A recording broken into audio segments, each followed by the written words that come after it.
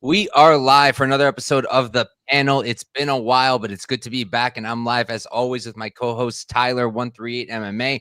And for UFC 320, we're going to be breaking it down with two of the sharpest guys in the space. We got Dravi and we got Brady, DFS by the numbers. I'll pass around the mic. We'll talk about what we're feeling with the card. If you're watching live, hop in the chat, talk with us, let us know what you think of our picks. I know me and Tyler, I make all the good picks. He makes all the bad ones. So, let him know when he makes a terrible pick. Let me know how great I'm doing. And yeah, so Tyler, how are you feeling about the card, brother? I think I'm getting more cynical the longer I'm on YouTube. So I don't know. Mostly just because I enjoy every card. I honestly enjoy every single card. So I'm going to have a good time. I don't know how much I can be bothered to care what the opinions of most people's are on it, because that's fine. We can all just think differently and we'll find out on Saturday. So I think I'm just getting too cynical, but I am excited for the card. I feel like you've been getting all the crazy comments now. You're like, so many. Welcome to the club, bro. And I can't even fight them because they're not around. So that's the worst part. All right, swing hands. Brady, how are you feeling about the card, bro? I'm feeling pretty good. And yeah, Tyler, you have been getting some crazy comments. I got a crazy comment today. Somebody called me gay. I'm not gay. I have a wife. I have a kid. I'm straight. But yeah, somebody called me gay. It's all just a ruse. Somebody called me gay today. So yeah, comments are crazy, man. But as far as this card goes, man, I'm looking forward to it. It's chalky. Like, we don't have really any closely lined fights outside of the Santos fight. So it's going to be kind of interesting to see how we can find some value with some chalky lines. Yeah. Might have to bring back the parlays. Dravi, how about you, bro? How you feeling about the card? I like it, bro. I mean, the main card is a banger. Like, the top fight on that card is going to be very fun to watch. And I just think overall, like, sometimes when we see a lot of these big favorite, it screams violence most of the time. So I think it's going to be a good card. And I'm excited, better a card than no card every week. That's the way I see it. Mm-hmm. Yeah, and this is a good card. I agree with you guys. You guys know me, so I'm super hyped for the co-main event in particular, but I'm hyped for this card. But all right, I'll pull up a couple comments and then we'll jump right into it. What's up, Jeff? Thank you very much for those kind words. Brother. Justin, thank you for tuning in. And all right, let's do it. So first fight of the night, we've got Veronica Hardy versus Brogan Walker. Tyler, are you taking Brogan Walker? No. So it'd been so long since I had taped Brogan Walker that I didn't even know where my old notes on her were, because it was so many notebooks ago. Because I keep my notebooks, right? And I didn't want to go through all of the notebooks to find this. And, when I first started the channel, I wasn't as good at organizing them.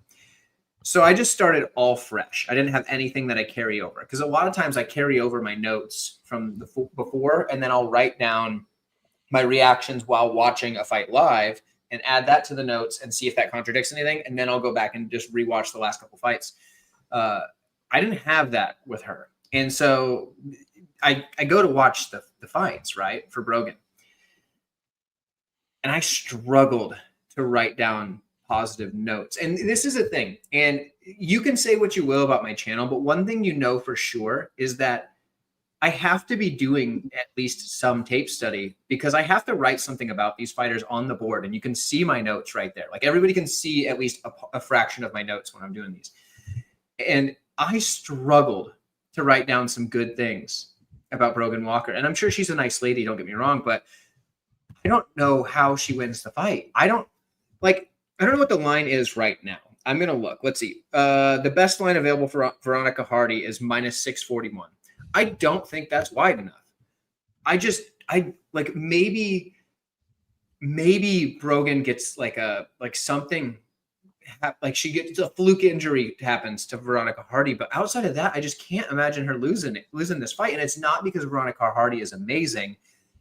It's because I don't think Brogan Walker is ready for the UFC. And at her age, I don't know that she ever is going to be. So that's where I stand. I think Veronica Hardy is the safest play on the card, regardless of the odds. All right. How about you, Brady? Yeah, I mean, it doesn't feel like a real fight to me. I mean, we have Brogan Walker at -850 here. It's like what are we doing? But I thought that Walker was cut. She had a horrible performance I thought so too. Juliana Miller. I thought she was going to be done after the Miller fight because it was so bad that I thought they'd cut her then. They let her fight Yasmin Lucendo, and she looked really bad there. And then now, fast forward 2.5 years later, it's like she's back, and it's like, why? Why are you back, Brogan Walker? What are you doing here? So yeah, I think Hardy should win this. There's no reason she shouldn't win this fight. If she loses this fight, something had to have went terribly wrong. Either she threw the fight, maybe she got injured, or something would have to go seriously wrong for her to lose this fight. I think Hardy's better everywhere. The striking, the wrestling. I know Walker's a black belt, but Hardy's probably the better grappler. So yeah, it should be Hardy. But I mean, the line is indicating that. I never thought in a million years I would see Veronica Hardy at -825. But here we are. She should win. And I think she probably wins by decision, but maybe Walker's so bad that she does finish her. So I'm not touching this fight with a 10-foot pole. I mean, at this point, I'm trying to talk myself out of it, but I might just want to play the 6.41 units to win one on Veronica. I know that sounds ridiculous, but how does it miss short of a freak accident? I mean, it would hit. I mean, armbar from guard could always happen, I guess. Oh, God. No, it won't. I don't think so. I just don't think so. I think, hold on, I want to pull up a number. I was thinking maybe, it could make it a little bit more playable. Let me see. Yeah, so I'm thinking the spread might not be horrible. -3.5 Hardy, it's -250. If you think she's that dominant, that's probably the way to do it. Because you're covered if she 30-27s, and you're covered if she finishes. Yeah, I agree. Dominated by Miller. What'd you say? I agree with that, because if you're paying, -600 or something like that, and you're laying 6 units, a lot of money, but it's because you're confident she either win 30-27 or finish. So you minimize the risk with 2.5 unit to win one. Yeah, probably better. I agree with that. I mean, I don't have anything to say about this fight, honestly, guys. I think she's gonna win, but I think it's a decision, and the price is bad, so I don't have. If anything, you just bet fight doesn't go and hope for the best at this point. Yeah, decision's -235. Yeah, that's the thing. There's nothing I can do with that, because it's low level at women's MMA, and sometimes these fights you think you go the distance, and boom, something happened, a submission from guard and some shit. So maybe fight doesn't go, but yeah, I think it go the distance at a decent clip. Gotcha. And I'm actually not at all McPooperton. Not at all. I'm just tired, and I had to fast today, so I'm a little beat. But I'm not that. At least not yet. Who knows what happens when we get closer to the main card. But let's move on to the next fight. We've got Ramiz Brahimov versus Austin Vanderford and Dravi. Start us off. Actually, no, sorry. Brady, you start us off. I was taking a drink. Good. Yeah, I mean, I think from maybe a money line standpoint, I think it could be a little bit wide, but at the end of the day, it's for me, it's always tough to pick or bet Brahimaj outside of anything other than a first round finish, right? So if Brahimaj is going to win this fight, I'd rather look at the round one prop, because we've just seen time and time again, if he doesn't finish the fight in the very first round, he kind of slows down. Opponents are able to get the better of him. We saw in the Grimbo fight, we saw in the Griffin fight, the Court McGee fight. McGee was able to take him down, control him in the latter half of the fight, and that's kind of what I think is going to happen here. I think Vanderford's going to have to weather a little bit of a storm, and as long as Vanderford's chin holds up, and as long as the submission defense holds up, the longer this fight goes, it's going to kind of favor him. So I don't have anything on this fight yet. I'm not sure I'm going to pull the trigger on anything, but if I was to, it'd maybe be an early Brahimaj prop, maybe look at Vanderford live after the first round, because Brahimaj is just a really front-loaded fighter. But I'm leaning Vanderford, and Vanderford either late or by decision. Makes sense to me. How about you, Drav?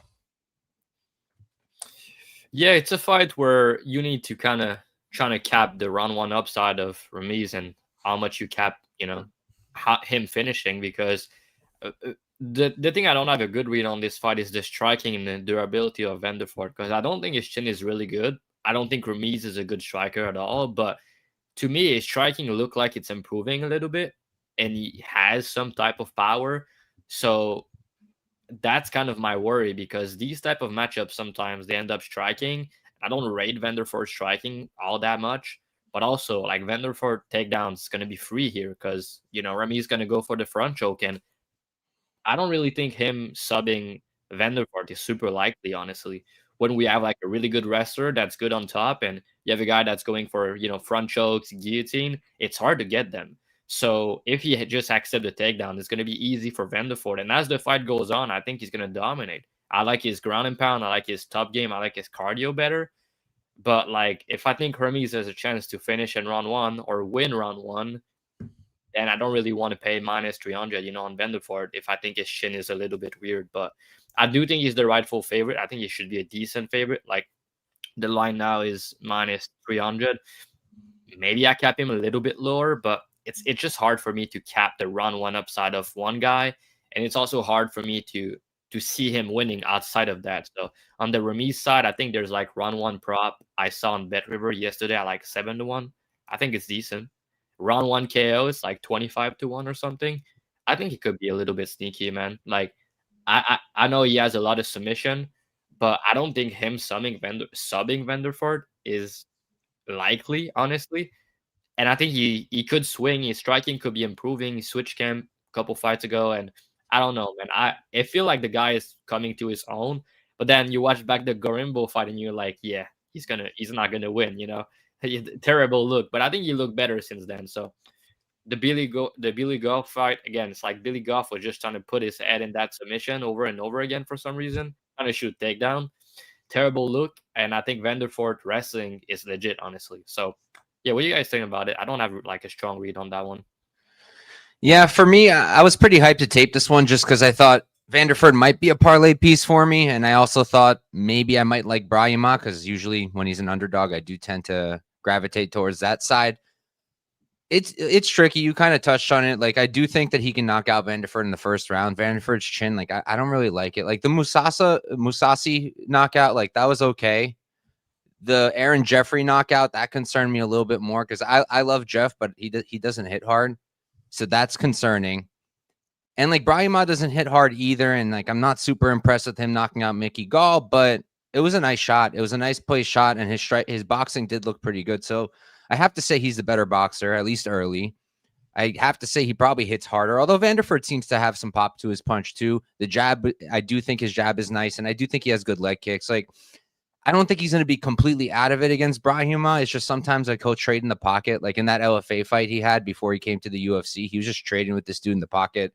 And then Brahima could probably clip him. So if I do parlay Vanderford, I would probably also hedge with a small Brahima round 1 or round 1 knockout. But I do think what really is going to happen is Vanderford's going to be able to take him down, keep him there. I think Vanderford's control is like one of the best parts of his game. He's very difficult to get back up from under, and he has great ground and pound as well. We've seen Brahima really get busted up, and I think those elbows could do a lot of damage to him, maybe take his ear off like Max Griffin did.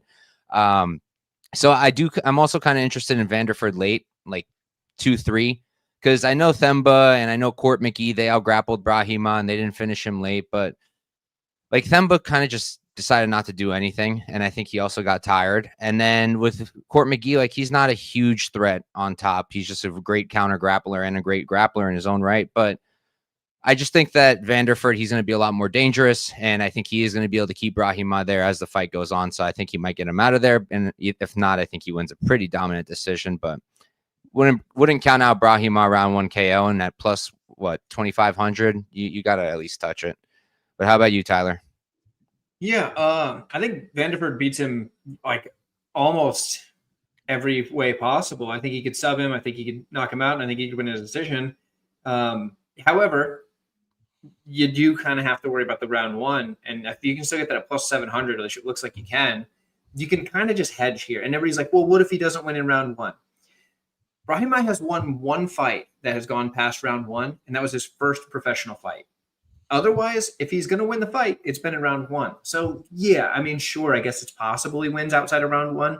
I don't think it's very likely at all. I think the plus 700 is more than generous. I think you could play that, and you could also just play Vanderford's money line, and you're probably fine. Like, you should be covered from all angles, right? I think Vanderford wins more often than not, though. So, yeah, I think he probably takes him down and smashes him and probably gets him out of there in rounds 2 or 3. Probably round 2, honestly. His ground and pound's pretty heavy. So, yeah, I'll take Vanderford probably round 2 TKO. All right. I like it. And we can move on. Next up, we've got Punahele Soriano versus Nikolai Veretennikov. Dravi, you'll be starting us off here. What do you got? it's a good fight, this one. I like it. One thing I'll say is I disagree with the total being line at 1.5. I do think this fight's probably going to be a little bit is going to go a little bit longer than people think. First of all, Soriano last KO over Medic, like, yeah, it's a good win, but we know that Medic has been hurt multiple times in the UFC, and sometimes he can be a little bit chitty. And yeah, sometimes Puna, he can bunk you early, but again, there's a lot of guys that he fought that he didn't bunk early. So that's the first thing. So, and I think Nikolai is really durable. I do, yeah, it's not too bad, honestly. I don't really bet those type of props normally, but yeah, it's not too bad. That's probably how you win. So, but yeah, I mean, Nikolai is big and he's durable. So to me, here is more so the wrestling. Do I think Puna's gonna wrestle? And I think he will. Why wouldn't he? The grappling pad is there. And if he grapple, which I think he will, the takedown should be kind of free. And Couch, I guess I'm going to ask you later on about the wrestling, because I've watched some fight of Nikolai that his takedown defense look good, and some fight it look awful. So I'm kind of skeptical about his takedown defense because people are talking about like it's the worst in the game. I don't disagree with that. I don't agree with that because like against Morales, he defended some takedown and he did the right thing, right? Morales is strong. And against Prado, he did a lot of mistakes, like bad fight IQ type thing. So I'm not ready to say like his takedown defense is the worst in the game. And I'm not also sold on the fact that Soriano wrestling is like Merab type shit, right? So that's kind of the thing where I kind of disagree with the market. But what I agree with is the get up game. I think Nikolai get up is not good most of the time, and he can be too willing to play off his back. So if Soriano gets on top, even though like he doesn't have good top control, I think he can win some minute on top. But I don't think Soriano finishing on top is super likely either. Like I do think he can win minute, but I don't think he's gonna finish it. And then in the striking, I do think it's gonna play out pretty close. Like they're both kind of low volume at time. I do think Nikolai with the body kick and with the knees in the clinch, he can have success. We've seen Puna hurt to the body a couple times. So yeah, I think it play out close on the feet, but I think Soriano probably gonna get some takedowns and some control and win as the fight goes on, and maybe even a decision. So I think the fight go longer. I do think the line is a little bit wide, honestly, because Puna was an underdog in his last two fights. People were writing him off, and now people are all on the train, and he's minus 300 against a big dude that is dangerous and can compete on the feet with him. So I do think the line's a little bit wide, but I think Puna should be a favorite because of the grappling upside. And I'll say shape-wise, he looked much better at 170.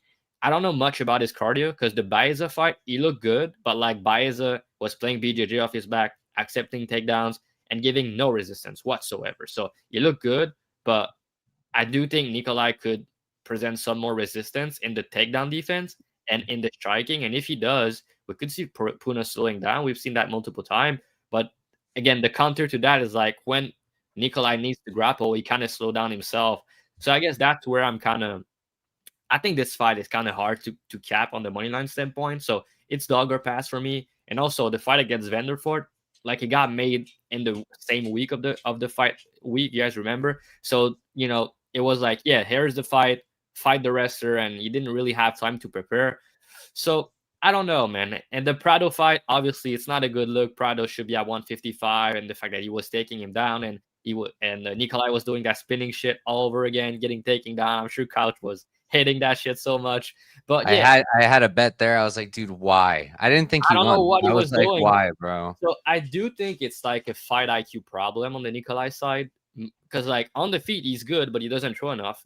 In the takedown defense, he can defend some takedown, and sometimes he just accept them or just play too much of his back. So that could be a problem here. But yeah, I think the GTD sneaky here. I think the over 1.5 is a good look, and I think Puna is going to end up winning a decision, but a closer one than what people probably expect. Yeah, I tend to agree with you. I kind of like Veretennikov here. So you asked about the takedown defense. Like, I don't think he has bad takedown defense. I just think, like you said, he has bad fight IQ, and he's inconsistent because of that. And I definitely did not like that look with Prado. And look, if we were looking at a 50-50 line, I wouldn't be that interested. But I mean, Veretenikov's plus 270 now, and it doesn't make any sense to me. Like, yes, I don't like him off of his back. I also don't think that Soriano has some kind of crazy control. Beza was more than happy to play off of his back. He did almost nothing other than fish for subs off of his back. And Soriano just stayed on top, stayed safe. Like, good for him. That was a good win, dominant win. But I don't necessarily think that I think if Veretennikov does actually try to get back up, I think this is a guy that he could get up against.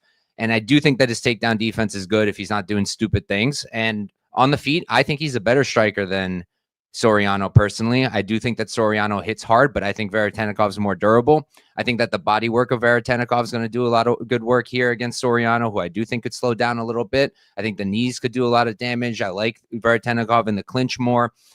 So if I like him better in the striking, I like him better in the clinch. I think his takedown defense in general is good. Like, I'm willing to take the risk on him being an idiot and ending up on his back. Like, if it happens, it happens. But I think he's live to knock out Soriano.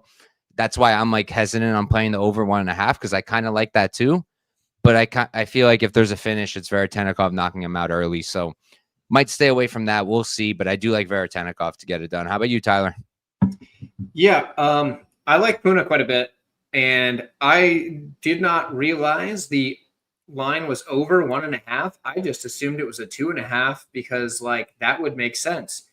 Over 1.5 at -175 that seems too good to be true. Like, am I missing something? Like, I feel like Also, that goes. Just a little note about that. It's like they've never been finished by KO under 1.5 in their career. Like, they have a couple finish under 1.5, but well, they got finished in round 2, like later on, or maybe round 3, but never under 1.5. So by KO. So Right. I don't this saw this way or another, but yeah, I do think it should be lined at 2.5 personally. But the reason it's like that is because of the Medish fight. If the Medish fight didn't happen, it will be lined at 2.5. I'm certain about that. I think that's crazy because, like, Veretennikov's taken some shots, like, seriously, and he has been in there. And then Puna, on the other hand, come on. He's got the Hawaiian chin, right? So, like, I think it's obvious that should go over 1.5.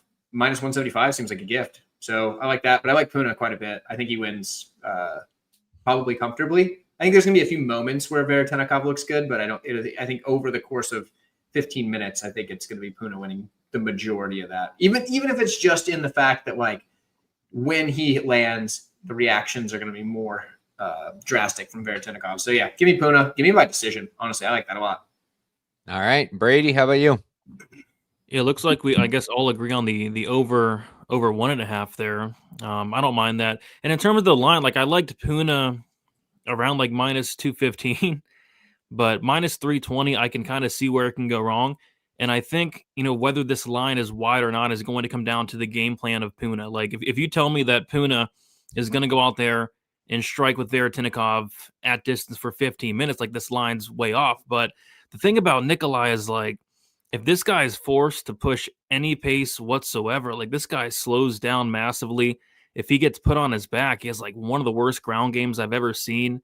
Just refuses to get back up. I mean, that Prado fight was a horrible look to me. I mean, Prado's a very, very small. He's not a welterweight. I mean, Prado's a guy that probably could make featherweight if he tried.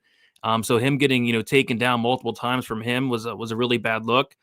And yeah, I think Puna is a good wrestler, is a strong wrestler. Maybe doesn't have the best control, but I think it's good enough to kind of control Veretennikov over the course of the fight here. So yeah, it's kind of interesting. I don't know. That's a lot of money coming in on Puna. I mean, the lines move so much. I mean, he opened up around like -210-ish, and now he's -320. I don't know if I love that, but I think he does have the upside to look -300 with the right game plan, and that would be to wrestle. And if the cardio holds up, and I think it does, I think he should go out there and cruise. So I like Puna, and I think he wins it quite dominantly. Whether it's a decision or I can definitely see a late finish, just because Veretennikov's game on bottom is so bad, and I don't think his cardio is that great either. So yeah, Puna for me. All right, I'll take the island. Moving on, we've got Patchy Mix versus Jacob Wicklash. I'll be starting us off for this one. I was hyped to tape this one. I remember Jacob a little bit from KSW. I didn't realize he fought the same dude 5 times, which I don't love. It's great that he was able to be 3-1-1 against him, but I feel like your camps are probably not that different. Then you're not necessarily learning new things. I'm sure you are to an extent, but I just don't love that. I don't think it's like a super important factor, but just something I was thinking about. But overall, I think they're really similar. I think their striking styles are really similar. The way they work with their lead leg, the way they both like those teep kicks, those front kicks to the body. Neither of them has the best hands, but I would say that Patchy does have better boxing than Jacob. I think Jacob's boxing is not good at all. I really didn't like it. There's like an occasional jab, but other than that, it's almost purely teep kicks. And then like his game is grappling, Jacob, but I don't really rate his wrestling all that highly. Like it's solid, but it's not crazy. And his jiu-jitsu is good, but I think Patchy's is better. So if I think Patchy has the better striking, because I like his boxing more, I think the kicks are similar. I think his leg kicks maybe have some more emphasis to them, though. I think Patchy's offensive wrestling is for sure better. And I think that he's a better jiu-jitsu guy as well. And I personally think he can sub Jacob. So I think that the line, it feels crazy because he just lost against Mario Batista as a big favorite, but that was such a different matchup. I was there on Batista. Let's go. I believe Dravi was as well. But that's a completely different. You're muted. Batista Army, stand up. People hate that guy so much. Let's go. Yeah, people hate him. It's because of the Aldo fight. I hated him for a second too. But I came around. But that's such a hard matchup, and Batista would cook Jacob as well. Now, the one thing I don't like from that fight is Patchy's fight IQ is pretty terrible because he didn't even shoot until the third round, which is like not great because I get it. Batista has good takedown defense, but how about we try? Especially when you're getting lit up the entire first round. Like, how about you just take a shot, one shot? But no, he waited till the third. That I did not like. But I don't think his fight IQ can mess him up too much here unless he really doesn't do anything. So I think Mix should get it done, and I think he probably covers, and I do think there's a solid chance he finishes. How about you, Tyler? Yeah, I echo a lot of that. A lot of people are down on Mix because they think that if you lose to a top 10 ranked UFC fighter that you're a fraud and you suck. So yeah, that logic makes a whole lot of sense. So yeah, maybe the other side is good, but I'm still going to pick Patchy Mix. I think he probably wins this fight. I think he's better pretty much everywhere. So yeah, I'm going to take him. I think he gets it done. He probably subs him, to be honest. So yeah, I'll take Patchy. We'll say by sub, but like I suck at like rounds and methods and stuff like that. So don't listen to me on that. Tyler, you've done some grappling. Is it possible to end up in a double guillotine where they both have it in? No, not like that they could finish. Like guillotines are super low percentage anyway. So like, no, because you'd have to be for it to like, unless your name's Cody McKenzie, because that dude could like finish a guillotine when it didn't make sense that you could finish a guillotine. Outside of that, if you do not have somebody in your guard while doing the guillotine, and you have to make sure your legs are like above their hips, you're probably not going to finish a guillotine outside of that specific situation. I mean, like there might be like a few people that have done it, or if you're just going against somebody that's just a kind of like a weenie and I'll just tap because they get scared. That happens. But like realistically, no, it shouldn't be possible. All right. That's unfortunate, but I'll take it. How about you, Brady? Yeah, I like Patchy here quite a bit. And yeah, I mean, if Patchy went out there and did what a lot of people thought he would do against Batista, I mean, he'd be a much, much bigger favorite here. I mean, this fight wouldn't be happening if Patchy Mix went out there and, took care of Batista. But yeah, I think he left a bad taste in a lot of people's mouths. A lot of people were on Batista that week. A lot of people were on the sub prop. I personally was on the sub prop, and yeah, I wasn't too happy about it. But I mean, this is a completely different matchup, and it's a big step down in competition for Patchy Mix, and it's a big step up competition for Jakub Viklac, who's fought the same guy 5 times. Like I'm watching tape on this guy, and it's like I've already seen this dude, and then 5 different times. It's crazy, but it's a big, big, big step up. He's making his debut, and yeah, I think Mix is better everywhere. I think Mix is the better striker. I think Viklac is a good grappler, but I mean, there's levels to the grappling, and Mix is just a much, much, much higher level grappler. We didn't get to see it in the Batista fight, but we're going to see it here, whether that's because Mix is shooting takedowns, which would be nice, or even if it's Viklac shooting takedowns, I think we're going to see that grappling, and I think we're going to find or see Mix find a sub at some point. Did not like some of the entries for Viklac. He can kind of leave his neck out there. I think a guillotine for Mix is very, very live. I like the sub prop. I like Mix inside the distance quite a bit. It's plus 150. Viklac has been finished in all 3 of his losses, 2 by knockout, 1 by sub. But I think it's going to be a fight that takes place on the mat, 2 grapplers going at it, and 1 grappler is just very, very, very, very high level, and that's Patchy Mix. So, yeah, all over Mix by sub this week. All right, I like it. Dravi, how about you? Yeah, my breakdown is really similar of the Brady one that you just did.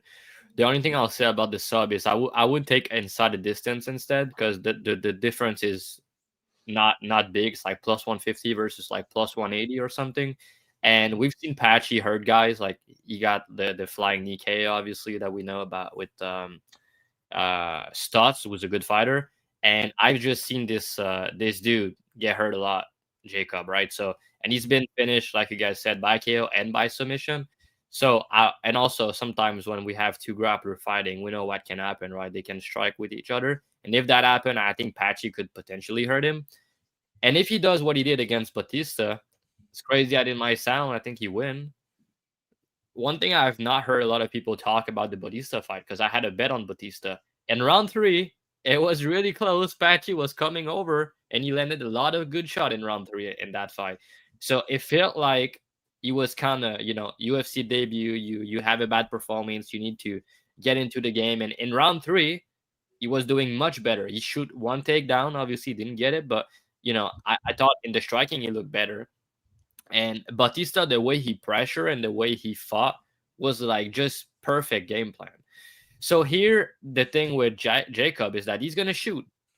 And if he shoot, I don't think he's going to take him down. And if he does, he put his head in bad position when he shoot takedown. So that's going to be right there for a guillotine. And like Couch mentioned, Mix is the better wrestler of the two. So I think he can decide where the fight take place. And if it's on the feet, I favor Mix. If it's on the ground, Mix back take are elite. And his guillotines are elite. I know this Jacob guy has a slick guillotine, but there's level to this game. There's level to grappling and guillotine, and Patchy's probably one of the best in the business in that. And I think he's going to remind some people Saturday night, and people are going to jump back on the train, and he probably get another top 15 after that. All right. I believe we're all on mix here, and we can move on. Next up, we have Macy Chiasson versus Yana Santos, and I believe it's your turn, Tyler. And this is great. Tyler, hold it down. I got to run to the restroom. So co-host duties. Got you. All right. I'm big on Macy here. I think Macy is gonna do very, very bad things to poor Yana. And I'm a big Yana fan.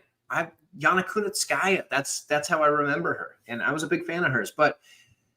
And still am. I think Macy's gonna get her done here. Now the problem that people keep saying is that, Macy was getting, thrown around, big sistered, if you will, in her last fight.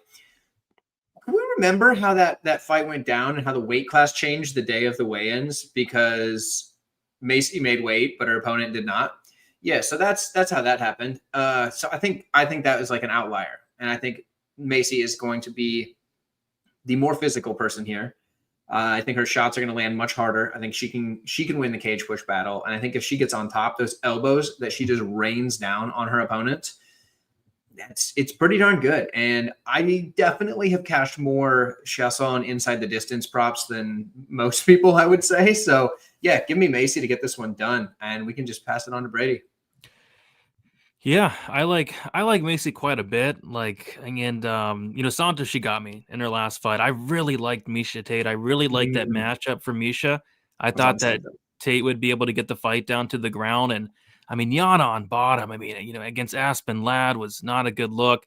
43-year-old Holly Holm was, on her way to TKOing her, it looked like, in the second round. I thought if Miesha Tate got on top of Santos, like, the fight could be over shortly after, and it didn't happen. It didn't happen until the third round. And once it did get to the mat, we saw that there was just a big discrepancy, but it was kind of 2 rounds too late. Here with Macy, she's, a lot younger than Miesha Tate. She's massive for the division. And I kind of do want to see weigh-ins because she probably has to cut a lot of weight. But if the weight cut goes good, and she's huge, 5'11", she's big, she's strong, she's good in the clinch, and she's good on the ground, has nasty elbows, has a good submission game as well. And I think for Santos to win this fight, she's going to need to keep this standing. But I think Macy can get her down. Santos has a 52% takedown defense. And if Macy gets on top, I kind of think she could potentially finish her. So I was surprised to see the finish props. They're not that great for like a female fight. Like right now, they have Chiasson inside the distance, only plus 170. But I think that's telling you something that, if she does get on top of Santos has been finished a lot. She's been knocked out 3 times in the UFC. She's been submitted before in the past. I think a Macy finish is really on the table this week, but it kind of looks like they're all over it. But I don't care. I'm taking a shot on it, and I think it could be a TKO, could be a sub, could be a dominant decision, but I think Macy gets it done regardless. I don't mind the money line, but but like I said, Santos did kind of get me in her last fight. But yeah, I like Macy here. I think she has all the tools to not only win this fight, but win it dominantly. Absolutely. Getting that knockout, I think. Dravi, what about you, man? Yeah, I don't have a good read on this one, honestly. I think Macy wins, but I could see ways where it could go wrong. Like sometimes her fight IQ is not the best. Sometimes I feel like she's not performing to her best ability in the cage, and sometimes she looked very good. So because of that, when she's a favorite like that, I don't know. I have some question. She has some sketchy finish losses, but again, Yana Santos, I think she can have success on the feet. But you guys point out is the grappling, and if Macy get on top, that is the issue. Because Yana takedown defense is okay, but when she's on the ground, things go terrible for her. So I think Macy's probably gonna get on top at some point. And if I think so, I gotta lean her away. But I wouldn't play the money line personally. But I do think she should be a favorite and is probably gonna win the fight. Maybe an under makes sense, like you guys said. It's 200. What is Macy inside the distance? It's like plus 170 or something like that. Yeah, 170 on Bet Online. You can get her KO prop at plus 775 though. So if you like the KO for Chasson, that's pretty good. Yeah, I would just take the under 2.5 at this point, plus 200. Mm-hmm. Yeah, I mean, I guess I'll lean some violence because Macy is a good finisher for the division, and she's massive as well. So, like you mentioned, that's a good point. Like she's gonna be the stronger girl here, and the girl that can impose a grappling and get on top, maybe. So when that's the case, sometimes that's where we see finishes in women's MMA. Mm-hmm. All right. Is it my turn now? It's you. Everybody else went. All right, cool. Yeah, so for me, I like Santos here personally. I can understand the argument for Macy to be the favorite because, yes, Santos off of her back, not great. Macy, great ground and pound, and she's heavy on top. She's the one who has the path to look like a big favorite. I agree with that. I just think that Yana Santos has a lot of advantages here. I think that Macy doesn't make a ton of sense to me at this current line when I don't really like her striking at all. I think she's really hittable. I think that Santos is a better striker. I think that Santos is cleaner, throws straighter down the pipe. I like her kicks more. I like the leg kicks, the body kicks. I even like the hands, even though it's not my favorite boxing in the world, but I think it's better than Macy's. And I think that she can win in the clinch too. I think that's her strong suit. I've seen Macy controlled in the clinch. I've seen her get her back stuck against the fence. And I think that Yana Santos can do the same thing. She's maybe not as strong as someone like Caitlin Vieira, but I do think she can still do it. And I think I like her in the clinch as well. I like what she throws, short shots, good knees. So I think it's going to be a close fight. I think that if Macy gets on top, yeah, it's a little bit of a sweat, but I just think this is a very winnable fight for Yana Santos too. I think the line should be much closer to pick them, and I'm just going to go with Santos. Vieira did miss weight and make them change the weight class the day of weigh-ins as well. So yeah, I just don't personally really put much into that. I mean, it is what it is. It gives her a good reason to be a lot stronger in that fight is all I'm saying. Yeah, I just don't really think it changes anything in this fight. Like, I still think even if she, regardless of that weight miss, I still think that that Santos can control her in the clinch. So, and I think she's a better striker.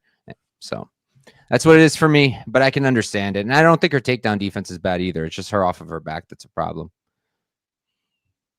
But all right, we can move on. Next up, we have Daniel Santos versus Ju Sang Yu. I believe it's Brady's turn to start us off. Yeah, I'm really looking forward to this fight from a fan perspective. This is probably one of my favorite fights on the prelims.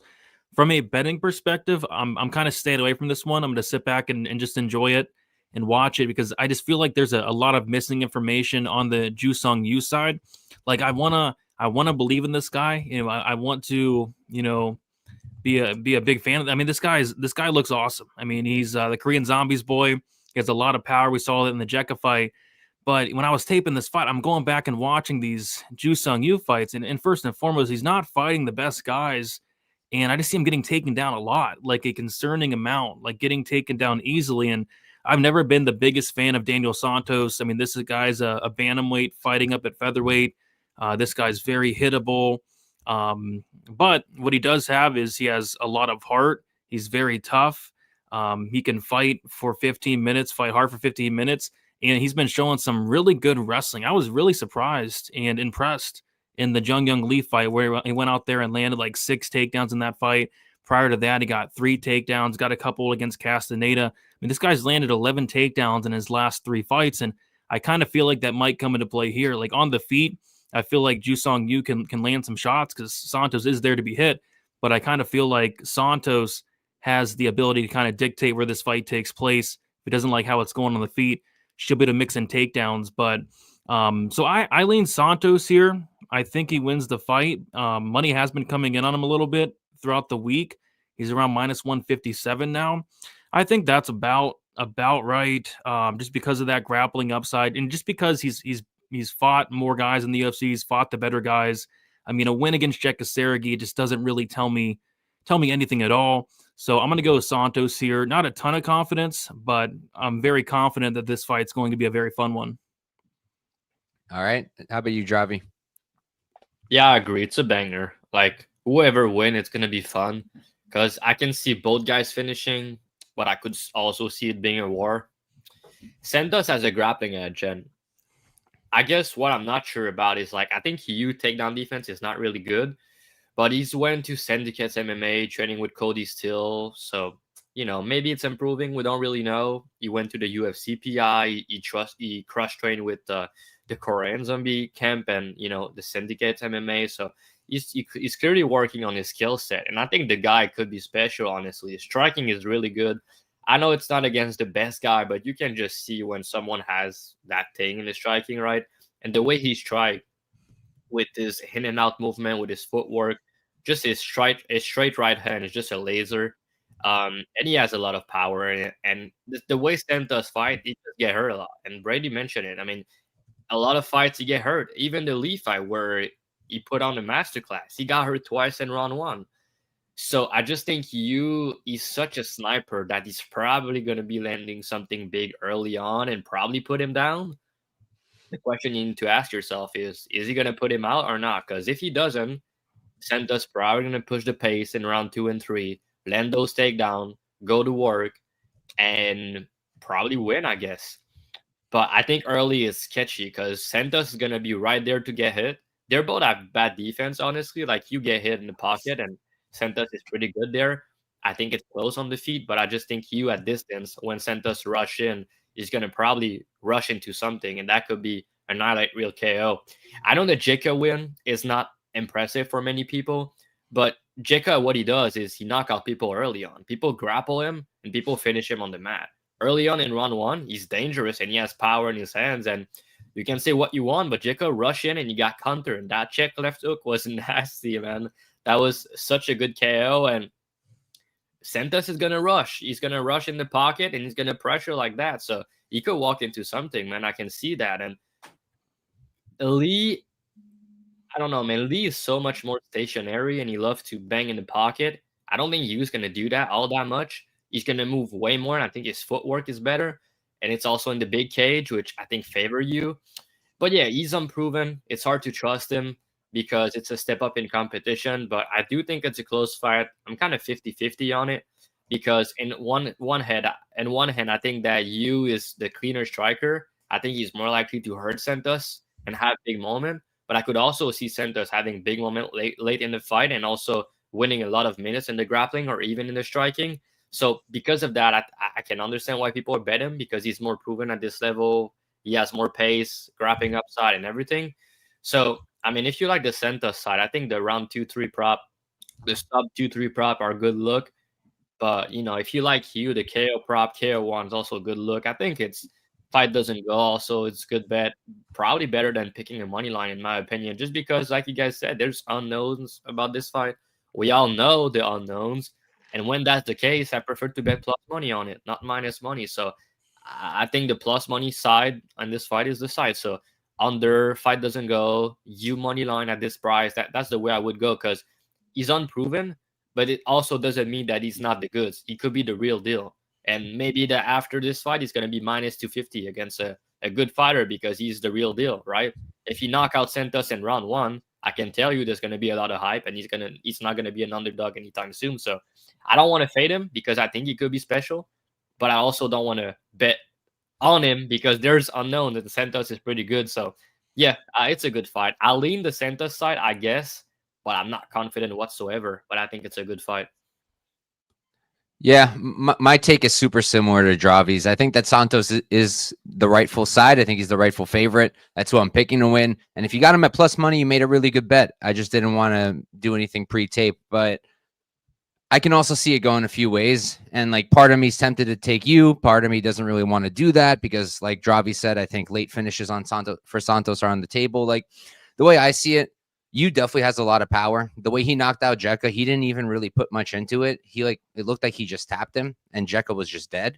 So he clearly has a lot of power. He clearly can fight off of his back foot. He's a good counter striker. He's good when he's leading too. His combinations are nice. Mostly everything is straight down the pipe. He's fast with the hands and he's got really nice combinations. I don't love that he keeps his chin up. I think that could be a problem. And sometimes he's happy to trade in the pocket. And if he's doing that with that chin up, we know Santos is clean in the pocket. We know he's very quick in the pocket and we know he hits hard there. So I can see you getting caught there. I think that's part of my issue with him. And I can also see him struggling with the grappling later on in the fight. I think his initial takedown defense is actually pretty good, but I do think he can get taken down if guys start to wear on him. I do worry about his cardio a tiny bit, and I have seen him give up his back against lower level comp. So I do think that if Santos is wearing on him, landing good shots in the pocket, then going, changing levels, shooting, getting him down, starting to take his back, I think he can start to break him and either win a decision based off the late rounds or finish him. I might be sprinkling those late 2-3 props for Santos. But I think that you can also knock him out early because I think he's a really good striker. And I do think that Santos is hittable. I don't love Santos's chin. And I really don't like this move up to 145 for him. I don't understand what's happening. I thought it was like a one-time thing because it was on short notice. I guess it's not. Maybe he's going to come in looking like a mini fridge, but I feel like he's not going to look much different than the last time. Maybe he'll look a little different, but I just don't like the move up for him. And you seems pretty physical and pretty big. And despite it saying that they're the same height, there's zero chance they're the same height. I really don't think so. Just measuring you compared to his opponents, because Jekka's listed 5'8" and you is taller than him, but they have you listed 5'7", which doesn't make any sense. So yeah, I think it's a really good fight. One of the best fights on the card. I can make a good argument, I think, for either guy. I'll pick Santos to win, but I don't want to lay minus 157 on him. How about you, Tyler? Yeah, I'll take you. I like the size for him. I think he who cracks first cracks last, I guess. Whoever hits first is probably. I like it. That's your new t-shirt, bro. So I think Yu's going to hit him on the way in, and he's got the natural advantage of the reach and the height, and also just going to be a naturally physically bigger guy. So when Santos tries to come in, who doesn't have great striking defense, his striking defense is actually kind of poor, I feel like you can put him on his butt, and maybe he doesn't put him out like Dravi said, but what's to say he couldn't just do it again? Dude's got to enter that danger zone every single time he wants to try to get in the pocket. And there is a moment, just the fraction of time where you is going to be able to hit Santos and Santos can't hit you. With that, I'll take you, especially in a fight like this where I think both guys can be irresponsible defensively. One guy has an absolute death touch from what we've seen, and the other guy, he hits hard, but it's not I don't think if he just throws a kind of half-hearted check hook that he sends Jekka into the Shadow Realm. So I'm going to take you, and I'm going to not be super confident in this. I kind of want to see how it goes, but I feel like he's the side for me. Yeah, it's plus 140 almost right now. When you're betting the unknowns, at least you're taking a risk on an underdog. So it's not like you're laying chalk for it. I think he's the side. I couldn't bet just minus 150. That's for sure. Plus, you give him all the physical advantages. It just makes sense for the underdog. Yeah, but also not only that, the improvements upside. People are watching fight from 3 years ago saying he has bad takedown defense and everything, but I've seen the guy go a lot of rounds with Cody Steele and training in the grappling on Instagram. There's a lot of clips of it. So could he improve? I think he could. So yeah, and the fact that he's also stronger and bigger, like you said, could also play a factor. That's a good point. If it turns out he improved that takedown defense, there's a ton of value on him. You got to think. Oh yeah, he's a problem if he's got good takedown defense, and in this fight especially. Yeah, the way pay-per-views have been going too, there's a good chance Santos closes minus 200, minus 250. So we might even get a decent line on you. Yeah, if that's the case, I'm gonna bet him. Me too. Yeah, I would get there then. Yeah, Brady, you went right. You started us off. Yep. Okay, cool. So before we move on to the next fight and Dravi kicks us off for Basharat Gutierrez, We have right now 685 live viewers. 670 of you are on X. Oh. Come on, hop on over to YouTube, and this is what we're going to do, okay? We're going to do the thing I used to do. At the end of the show, the four of us will put together a parlay, a big odds one. I'll play it personally, and then if it hits, and I have, God willing, a good feeling this time, I'll go through the chat, the live chat. So only people who are talking to us in the live chat, I'll put you guys in a little wheel spinner. I'll spin it, and the winner will get 10% of the profits. So let's do that. Come hop on in. The water's warm over here on YouTube. And leave a like and subscribe because that's good too. But all right, moving on. We got Farid Basharat versus Chris Gutierrez. And Dravi, you're starting us off. Kind of an easy fight to predict this one. Maybe it's going to sound square, but it's just impossible for me to not see Basharat landing takedowns. And then when you will get those takedowns, we've seen Chris Gutierrez multiple times willing to play off his back, willing to not being, trying to get back up. And I think that this dude, I've said that on the BTL podcast this week, he's happy to not get finished when things are not going his way. Just, all right, I'm going to lose that decision. I'll be fine. I'll fight another week. It's okay. And he's 34, I think now, right? 35 or 34. So I don't think he's going to be improving. He's a one-trick pony.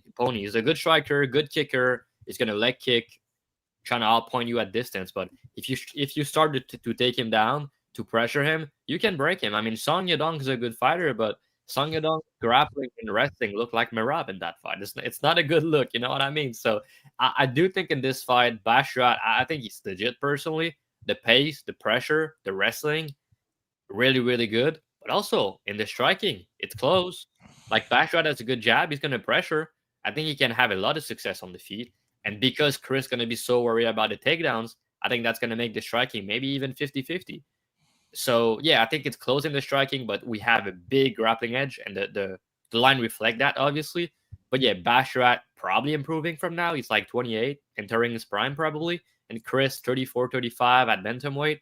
I think that he had his peak, was ranked at some point, and now I feel like he's just not going to go great from now. And even the John Castaneda fight, he was looking good, and then, he ended up in a close fight again. So I just think that this guy, when he doesn't have the perfect pretty fight, it's not going to look good. But yeah, he's a big underdog, so I can understand why people would like to bet him. But to me, if I think Farid's going to land easy takedown and I don't think Chris can get back up, it's really hard for me to get to a Chris bet, even though he's a big underdog. And Farid, to me, he's legit, man. He really is. So I think he's going to get on top, go to work, probably wins a decision.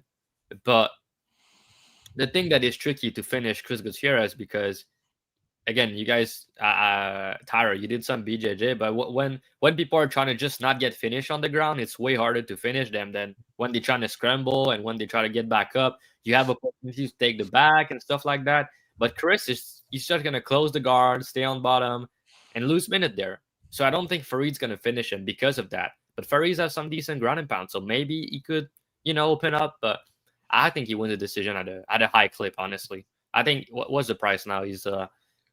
He is minus 475 on the money line. I'm going to guess his decision is minus 230. Am I right? It's minus 185. Minus 150 on FanDuel. Yeah, see, I think that's good.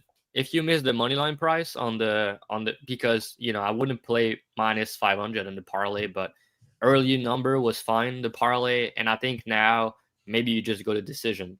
Minus 150 on FanDuel, you said? I think that's pretty good. Fight goes is minus 250. I think Chris winning a decision will be it's kind of hard for me to imagine. And I don't think he finished him either. Yeah. But all right, let me pull up Mushroom over here. What's up, Mushroom? Saying hello to all of us. And listen to Mushroom. Be like him. Smash the like button. But all right, so for me, yeah, I also like Basharat. I've tried to fade him before, but that was with Lapalus, and that's just because I felt like Lapalus has really good takedown defense, which he does, and the fact that Basharat still out-grappled him the way he did is really impressive. Way harder matchup, by the way. What's up? I think it's a way harder matchup, Lapalus. That one, I agree 100%. I think Lapalus would beat Gutierrez if we're going to do some MMA math, but Like, I thought that was a harder matchup for him, and he passed it with flying colors. Like, his grappling is really legit. He uses his reach well on the feet. He's a good striker. I think that Gutierrez is comparable. I think they're about even in the striking. Gutierrez better leg kicks, sure, but it's just like Gutierrez. I talk about this every time. Like, his ego got kind of grown off of all of this.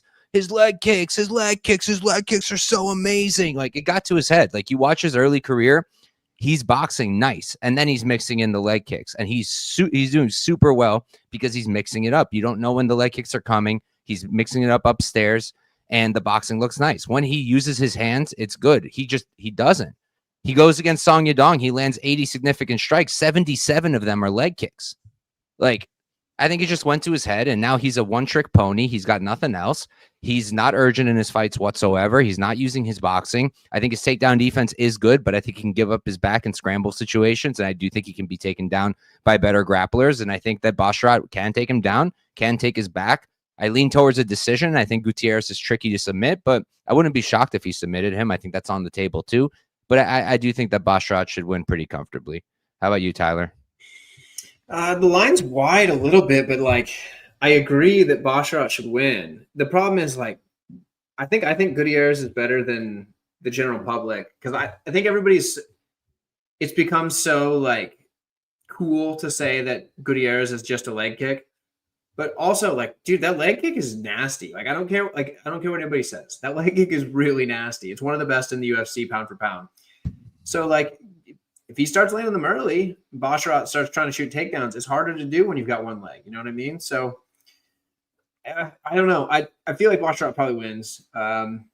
He's darn good. He's really, really good. But like, man, seeing that number on Gutierrez does make me really, really, really want to try it. But I don't think I can do it. I don't think I can. But I do think that it's definitely not out of the realm of the possibility, and that's why it's keeping me away from just parlaying up Basharat like the parlay boys have already been doing. Also, Couch, I don't know what it is. I've tried to respond, like say stuff to McPooperton here a couple of times. Mm-hmm. There are certain things it just won't. It's blocking my comments from going. So I don't know what. Are you trying to say something crazy? No, like the only things I can see that would be crazy is that I have like I talk about X viewers and like sharing and stuff like share. Like I told him, I was trying to tell. Okay, I'm just gonna say, McPooperton, go to Twitter or X, share the video, quote, post it, whatever the heck it's called now, and tell your people to come view it on YouTube because you said we gotta get these X viewers here. It won't let me say it. So let me try. I'm telling him now. Share this video on X! Exclamation point. It went through for me. Worked.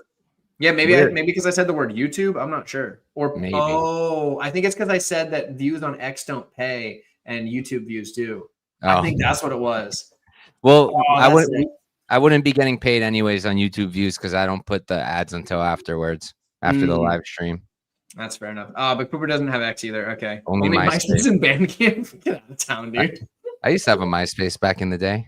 Dude, I miss it. It was the greatest. All of your friends knew right where they stood because you ranked them suckers, and I loved it. Nobody could be like, come on, you like me better than so-and-so. It's like, dude, just check the lineup because you're fourth and they're second. So, sorry, bro. But anyway. All right, Brady. How about you for this fight? Yeah, I think it should be Basharat. It's just, kind of how do you play him? I think decision at -150, like, honestly, it's not too bad. I think Javi brought up a really good point.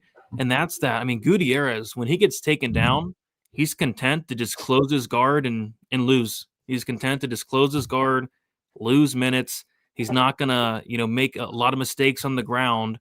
And if your opponent's not making mistakes on the ground, I don't think many sub opportunities will be there for Basharat. So I think a decision at -150, like that's not too, I mean, Basharat's -500. So to get his decision at -150, I think that's kind of how I'd play it if I were to play it. But yeah, I don't have anything on this fight as of yet, but yeah, Basharat should get it done. If he doesn't get it done, it had to be just a huge mental error, just not wrestling and striking with Gutierrez and getting his legs shoot up. But if he wrestles, we've seen much lesser wrestlers take down and control Chris Gutierrez, like Kwong Lee and like Felipe Calorish and you guys like that. So yeah, Basharat should get it done. I think the big chalk is probably warranted with the right game plan. All right. I think we all line up for the most part. Tyler seeing some value on Gutierrez, though, which is fair. And we'll move on. Next up, we have Edmund Shabazian versus Andre Muniz. I'll start us off for this one. I've talked about this before. There was once a time where I called Andre Muniz the dark horse of the division and the one who would dethrone Izzy Adesanya. So if you ever want to, feel better about yourself, just remember that I said that, and I meant it at the time. But I've changed my mind. And hey, there's some people who thought Edmund be champ too. Okay, so Muniz may be a worse take, but who's keeping track?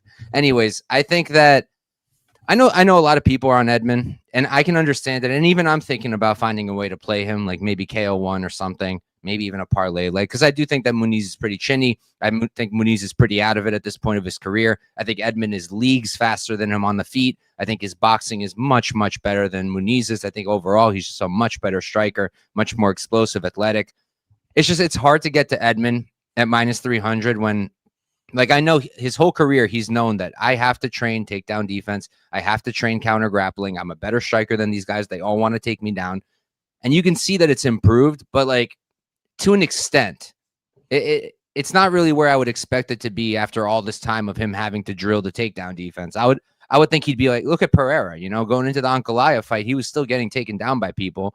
And then he just stuffs everything from Ankalaev, and Ankalaev shot like 12 times. That's a lot of improvement. I'm not seeing improvements like that in Edmund's takedown defense. And Muniz isn't a bad wrestler. He's not a phenomenal wrestler, but he's not a bad wrestler.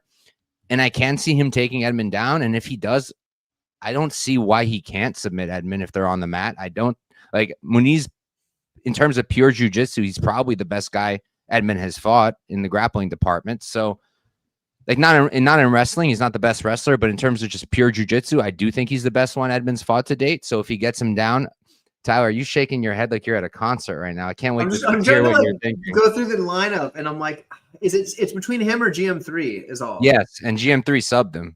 Yeah, but I'm just saying, like you said, who's like the best? Yeah. I'm like, I don't know. In that, like, if GM3 versus Muniz, I'm like, I don't know who wins in a jiu-jitsu match. Muniz, no, I feel like Muniz. I mean, not if it goes very long. True. GM3 head kick KO if they fight. Honestly, though, he could.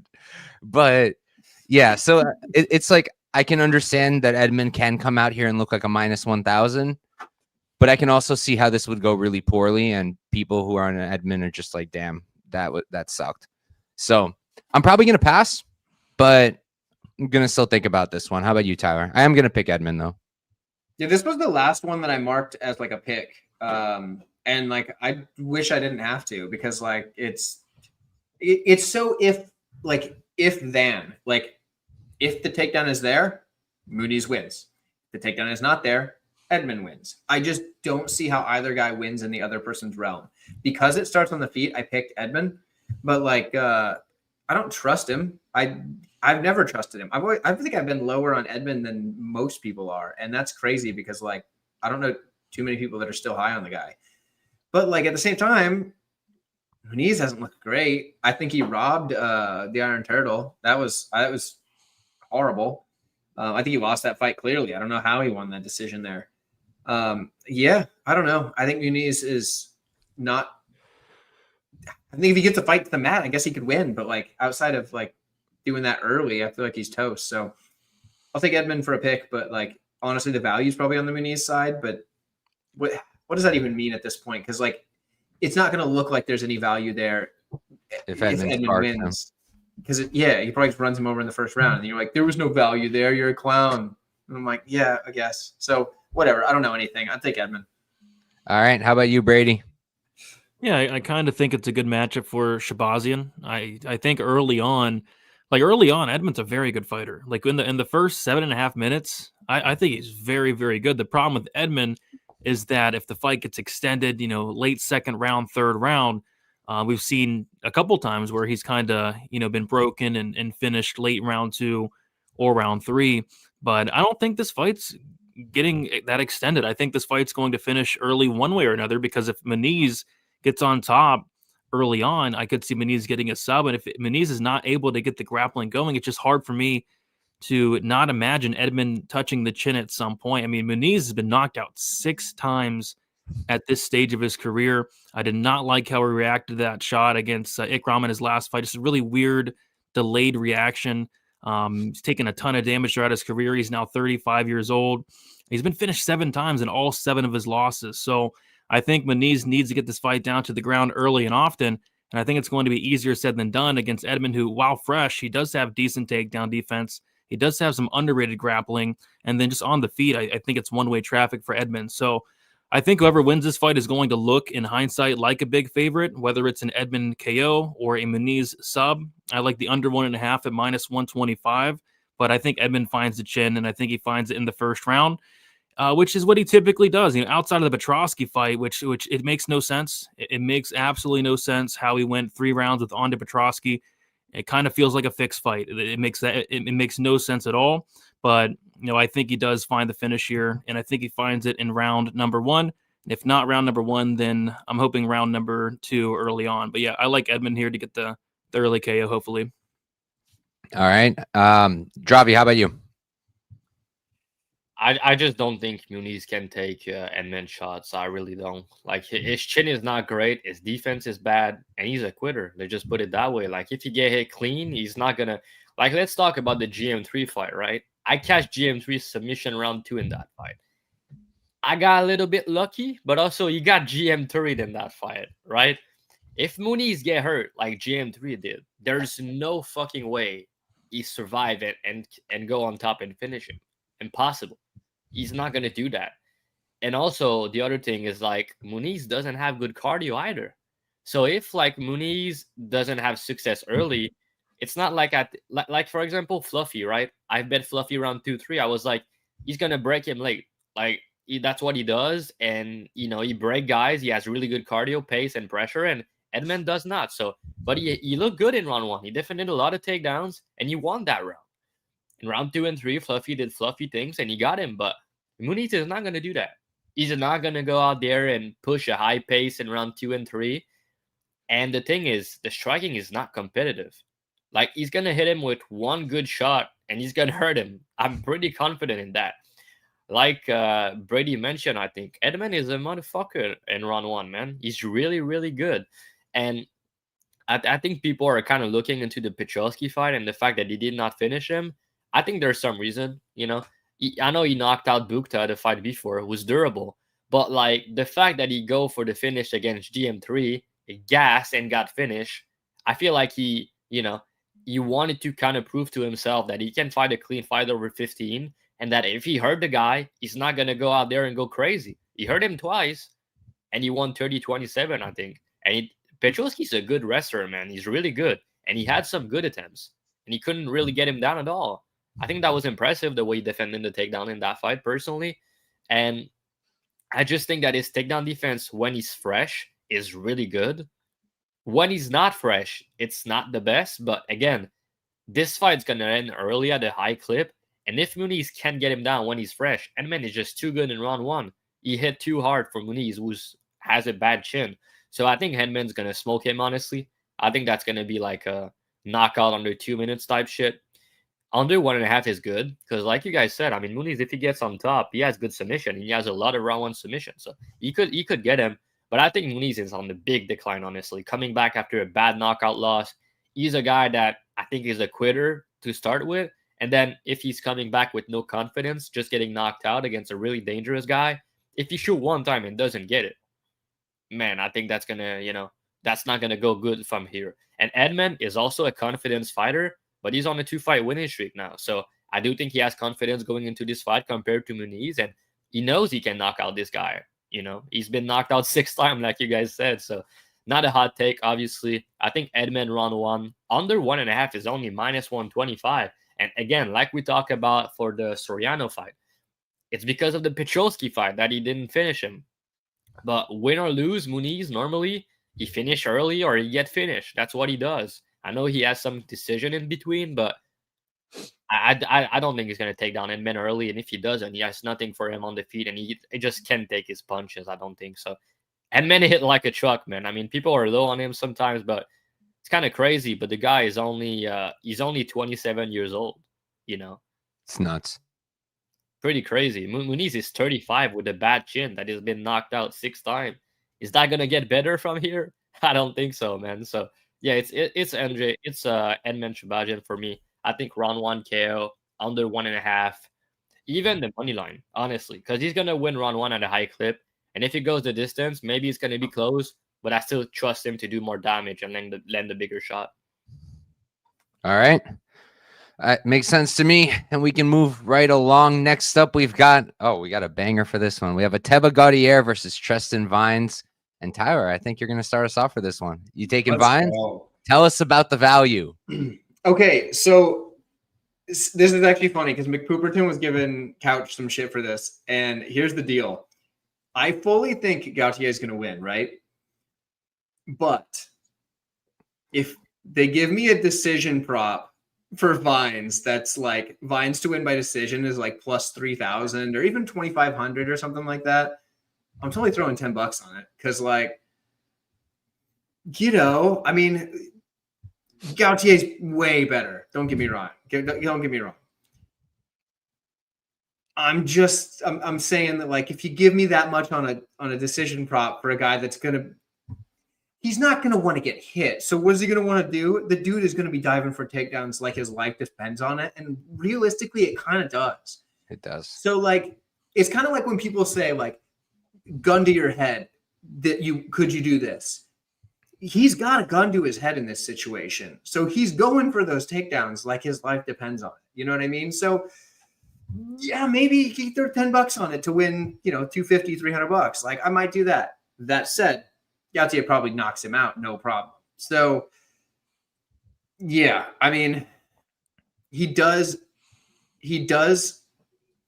Gautier should be the big favorite. He was scheduled for this fight. He was going to absolutely run through Ozzy Diaz, and I feel like he does the same here. But the number is going to be enough where, like, I'm almost willing to try on a freak accident at that point. Like, you know what I mean? Like, oh, maybe whatever. But, like, the decision prop on a guy that's going to be diving at legs like his life depends on it, okay, I might throw $10 on it. But at the same time, if I do that, yeah, then you gotta just assume you gotta play the rest of the night like you're starting off with like a 0.1 handicap on everything. Like you're assuming you're gonna start the night down some. So yeah, Gautier wins, probably knocks him out in the first. Maybe over half a round might be cool, like maybe something like that. But yeah, I don't know. We're getting cute. I think Gautier knocks him out in the first. All right, Brady, how about you? Yeah, I mean, this is it's not a fight. It's a sanctioned murder here. Minus 1,700. I kind of thought it'd be wider, to be honest. I was kind of predicting that he'd be the biggest favorite in UFC history, but only minus 1,700 there. What I think is hilarious, though, is the under 1.5 rounds is currently minus 825, which I've never, ever seen an under 1.5 anywhere near minus 825. I've seen an under at maybe like minus 400, maybe minus 500, maybe. But minus 825 for an under is crazy. And I can't wait to see what they put the rest of the props out. Like, I mean, Gaudier by knockout, it's going to be like, what, minus 800? I mean, it's just silly. So, yeah, Gaudier should win. Gaudier should win by first round knockout. Not only is Vines, probably it's a really tough matchup for Vines, but he's taking this fight on very, very short notice. I think he accepted the fight maybe like Sunday, Monday. So, yeah, Gaudier should win and win in the very first round. If he doesn't, he should be ashamed of himself. All right. How about you, Dravi? I think Gautier is the real deal. I'm not getting in front of him with a guy that thinks a bum and been knocked out on the regional 3 times in round 1. Gautier is a freak, man. He hit like a truck, and he's gonna go far in the UFC. I don't think the guy is the one to beat him. No interest though. Put the bank KO1 Gautier like minus 400 or something. Put a little 400,000 to win a couple. Thanks me later. They won't be thanking you when Vines keeps him in the clinch for 5 minutes and then gets knocked out in the second round, Dravi. Then they won't be thanking you. But look, yeah, what can we say? Ateba should knock him out. Vines knocked out 3 times in the first round. It's because he has bad striking defense and not much of a chin, and he's not a great striker. But I could be interested in like maybe Vines takedown props, like maybe Vines to get 1 takedown at big plus money. Like I can see him get one Ateba get up and then dead him. I could see that happening. So, because Vines will wrestle. You watch his tape, he wrestles every time. So he's going to wrestle. And even more so now, he's got good motivation to wrestle. I don't know. I don't think it's going to be enough to win. I do think Ateba's special. I do think he's green too, but I don't think he's green enough to lose. But I think he can get taken down. That's a prop that I might look at once they're out. Real quick. Yes, I admit that Vines deserves to be a big underdog. However, the other part of your comment, Donkey, is completely stupid. It's a stupid comment. Chris is awful. That's a dumb take. The dude was ranked in the top 15 in the UFC. You can't be awful and be ranked in the top 15 in the UFC at any point and in the last, say, 10 years and be awful, unless it was like women's featherweight where it wasn't really a division. But no, he's not awful. Chris is a darn good fighter. He might not be the better fighter in this matchup. That's fine to say. Probably isn't the better fighter in the matchup. That's not what I was saying. But he's definitely not awful. So that's a stupid opinion. Anyway, we can move on. Bet you 20 throwing shots, so I'm gonna throw some back. Dude, 9 out of 10 times when they say like a fighter like that is awful, it's because they parlayed him in a spot they absolutely should not have parlayed him in, and then lost, and now he's awful. That's usually how it goes. Exactly. But all right, we can move on. Next up, we have Joe Pyfer versus Abus Magomedov. This is a really interesting fight for me. Tyler, what do you think? I'm going to be with another awful opinion. I think Abus wins. I think Abus Magomedov is the side here. I think the line is crazy. I think either guy could win. Like I'm not so stupid to believe that the side that I pick is the only possible outcome, because that's incredibly ignorant and stupid. But I think that Magomedov is the side. I think these guys are competitive in their skill. Everybody keeps talking about how Abus has bad cardio. I mean, it's not that much worse than Pyfer's. I mean, Pyfer's cardio is not. He even said it as much himself in the media day interview, because Pyfer was like, "Oh, look, they say this guy's got bad cardio, so maybe they'll quit saying that about me here," or something like that. It was something like to that effect, because like y'all were just saying how bad Pyfer's cardio is, and now everybody says, "Oh, he like Magomedov can't win because he's got bad cardio," when you were just saying that Abus has bad cardio. That's silly. So yeah, I'm on the Abus side. I feel like he wins. I feel like he's going to hit him with some front kicks to the body early. I think if he keeps the distance and does that, I think he snipes him here. Keeps it at range. Does what he needs to do. He could win a decision. I think he could win by TKO, maybe a sub. I feel like Pyfer's pretty hard to sub, but I feel like TKO or decision probably for Abus. But yeah, I think both guys are just like about equally as likely to win. And if you give me one of them at plus 200, I'll take that one. Fair enough. How about you, Brady? Yeah, I kind of tend to agree in a way. Like, I think skill for skill, they're pretty similar. I think they're pretty close in skill, but I just think the big difference between the two is just the power. I mean, Joe Pyfer has some ridiculous power. I went back and watched that Gastelum fight, and I mean, some of the shots he was landing on Gastelum would knock out 99.9% of the division. I don't know how Gastelum didn't get knocked out, but he got hit with some massive shots. He got dropped twice. And I think minute for minute, this fight will look competitive. This fight will look like a close fight up until Joe lands that big shot. I haven't liked how Magomedov's been reacting to shots coming his way in the Strickland fight. In the Caio fight was on death's door in that third round. In the Bruno Ferreira in the second round was getting hurt multiple times. And I mean, Pyfer's power, I just think it's different. I just think it's a different type of power. Pyfer's going to land at some point in this fight, could be in any round. Both guys don't have the best cardio, so I don't think Pyfer's like round one or bust. So yeah, like I said, minute for minute, I think it'll be close until Pyfer, lands that big shot. And once he lands that big shot, I think it'll be over. So instead of landing the minus 255 on Pyfer, I'd much rather take the ITD, which is around minus 125, or the KO, which is around plus 135, plus 140. Fair enough. How about you, Javi? Yeah, I think Pyfer KO is sharp. I just don't know if I want to click on it because, like you guys just said, I think the fight could be close if he doesn't get that KO. But, I mean, Brady bring up a good point about the way Abus is reacting to shot. And I'm also going to add to that is his last 3 wins are smaller guys. And when he fought, good competition that are like bigger, not really dangerous, and like Sean Strickland and Barao in the striking I'm talking about. I got broken against Sean, but also just the way he react when things are not going his way against Sean and against Barao. It's not a good look, man. And if he get hit clean against Pfeiffer, how is that going to look like? You know, he's shown good things against Ferreira because he got hurt bad and he managed to win, but he rely on the wrestling in that fight. And I'm not sure it's an option here for him against Pfeiffer, who's very big and strong for the weight class himself. And then the cardio, yeah, I mean, they both slowed down after 7 to 8 minutes. But I think Pfeiffer problem is in round 3. Like, I think in round 1 and 2, his cardio is not bad. And Abus is not the guy to, take advantage of that. They're both going to be sloppy and gassed in round 3. So I think if the fight goes like in round 3, it's going to go the distance and be competitive. But I do think Pfeiffer is more likely to finish personally. I think that he's more durable, and I think that he hit harder. So because of that, I think he should be a favorite. And I just think his ceiling is higher with the way he strike, the way he hurt people.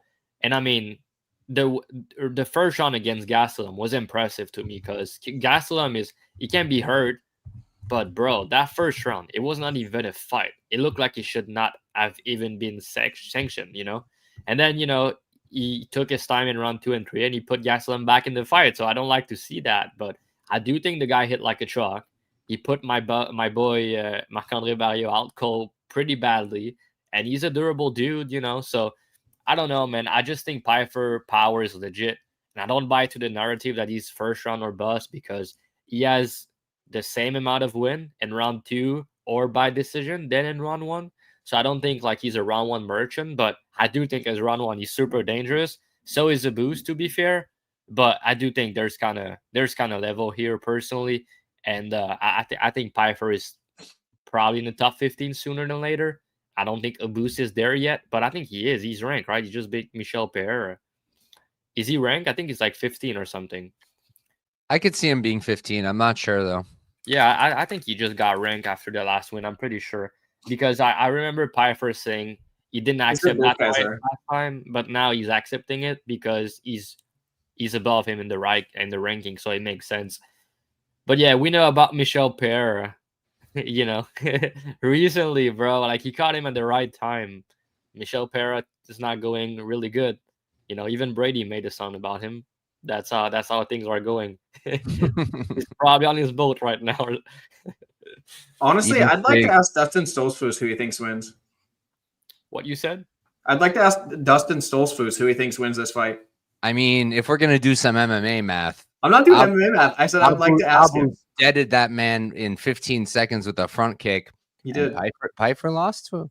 Pfeiffer lost to him. Yeah, I'm not trying to do MMA math. I had a bet on Pfeiffer in that Stoltzfus fight, bro. That was so long ago. I was so upset. I was so pissed off. I was like, come on, man. Yeah, so no. There's a reason they teach you how to fall in judo class, so you don't break your arm. Fact. That's actually the first thing they taught us at Sambo was how to fall. Mm-hmm. But all right, I believe we can move on. Everybody went, right? Did I go? No, I didn't go. Yeah, I was gonna say, I don't think you went. I didn't go. Yeah, for me.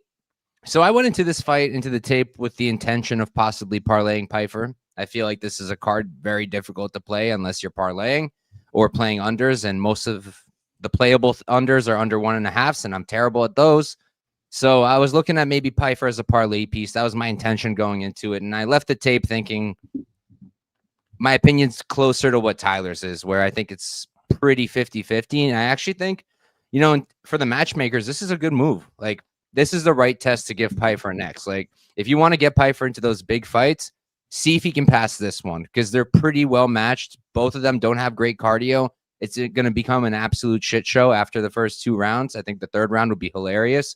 They're both fighting to lose that round. But, early, yeah, Pfeiffer has the better hands. I think Pfeiffer has better boxing. I think he's cleaner, straight down the pipe. He's got a great jab. He's got good kicks. The angles are nice too. The counters are nice, but Abus is pretty good too. Like, I think Abus is going to be very competitive. He throws a little bit wider, and I do think Pfeiffer's hands hit a little bit harder. So, and Pfeiffer does seem more durable. So I do think that, I favor Pfeiffer in the striking, just not by a ton. And then I'm curious how the wrestling goes. I haven't seen Pfeiffer tested too much in the takedown defense. I do wonder, can Abus get him down will Albus get tired trying to do it? Yeah, probably, but he's pushed through that, you know. And I could see him getting some takedowns. At the same time, I could see Pyfer getting some takedowns. I think Pyfer's jiu-jitsu is better. I think Albus may be a little bit better of a pure wrestler out of the two of them. And I think Albus has better kicks. So just a really, really interesting matchup for me. I think it's a much closer fight than the line indicates. I don't necessarily want to play the underdog because I lean towards Pyfer getting it done. And I do think he's got that upside, a lot more upside. And he's a younger guy by a bit, right? I think he's my age. Yeah, he's a year older than me. But yeah, I like Pyfer here. I don't like the line. And then we can move on. Next up, we have Josh Emmett versus Yusuf Zalal. And I feel like we all already know exactly how this fight's going to play out. But Brady, why don't you start us off? Yeah. Yeah, I don't have a ton of interest in this fight, to be honest. I know it's on the main card, but I don't know. I kind of just see it being Zalal probably by decision. He's the younger guy. He's in his prime. He's been looking better than ever. And this is, it's definitely a step up for Zalal, but I think he's ready for this fight. I think he's getting Emmett at the right time. I mean, Emmett's 40 years old. We don't see a lot of 40 years old at these lower weight classes, especially, you know, fighting up at this level. Yeah, you know, Zalal should be the quicker fighter.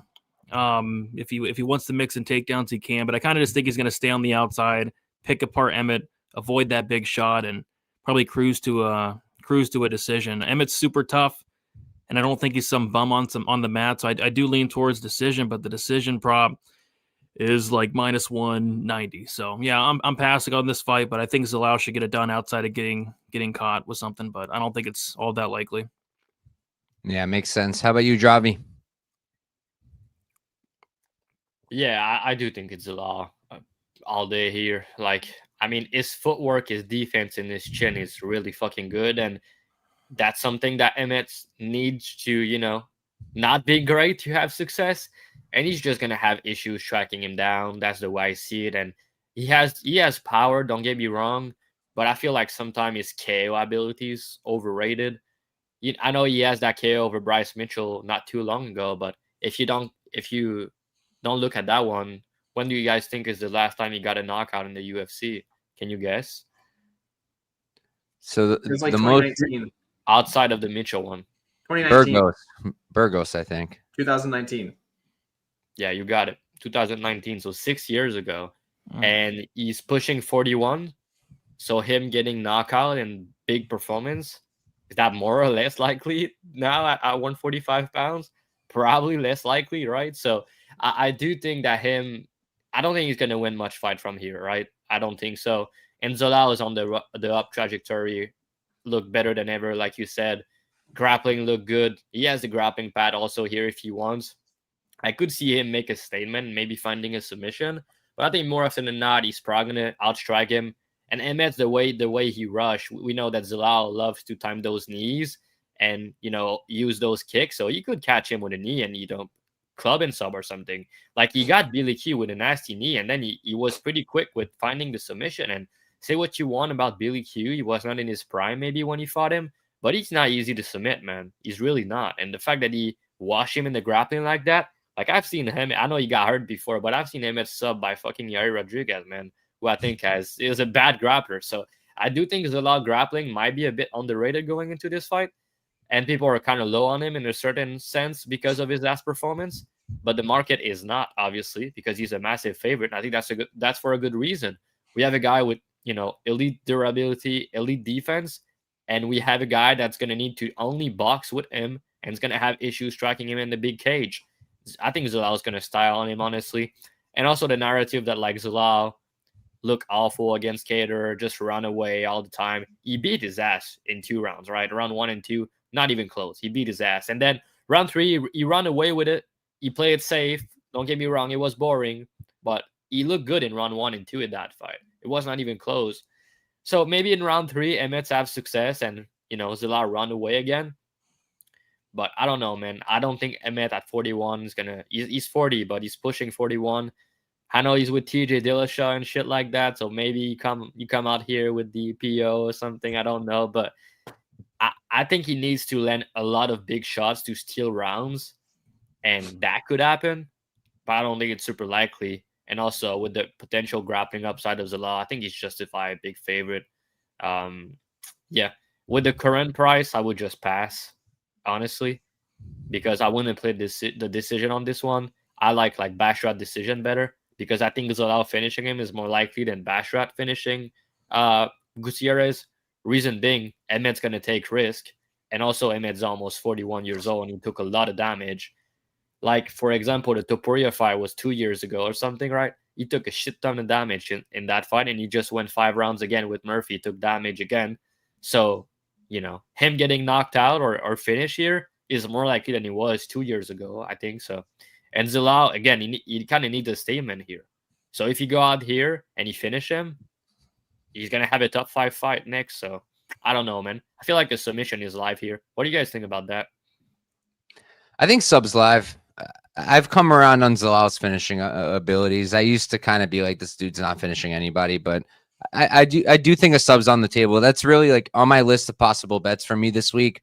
Zalal sub is the only thing I'm really looking at here. I don't really want to touch the decision when, in my opinion, like when I said we all know how this fight's going to play out, like big cage, Zalal will be, I'm not going to call it running. It's good footwork, but people don't like it. Whatever. Doesn't matter. He's going to be using his footwork. He's going to be going in circles. Emmett's way too plotty. He doesn't really cut the cage. He's going to follow. Not going to be able to find Zalal. Zalal will land his kicks, his shots. He'll move away. And I think he's going to win a decision that way. But I do feel like a sub is on the table, and I wouldn't want to lay minus 190 on a decision when Emmett's like ancient. He's like, what, 54 at this point? What is he? 41, I think.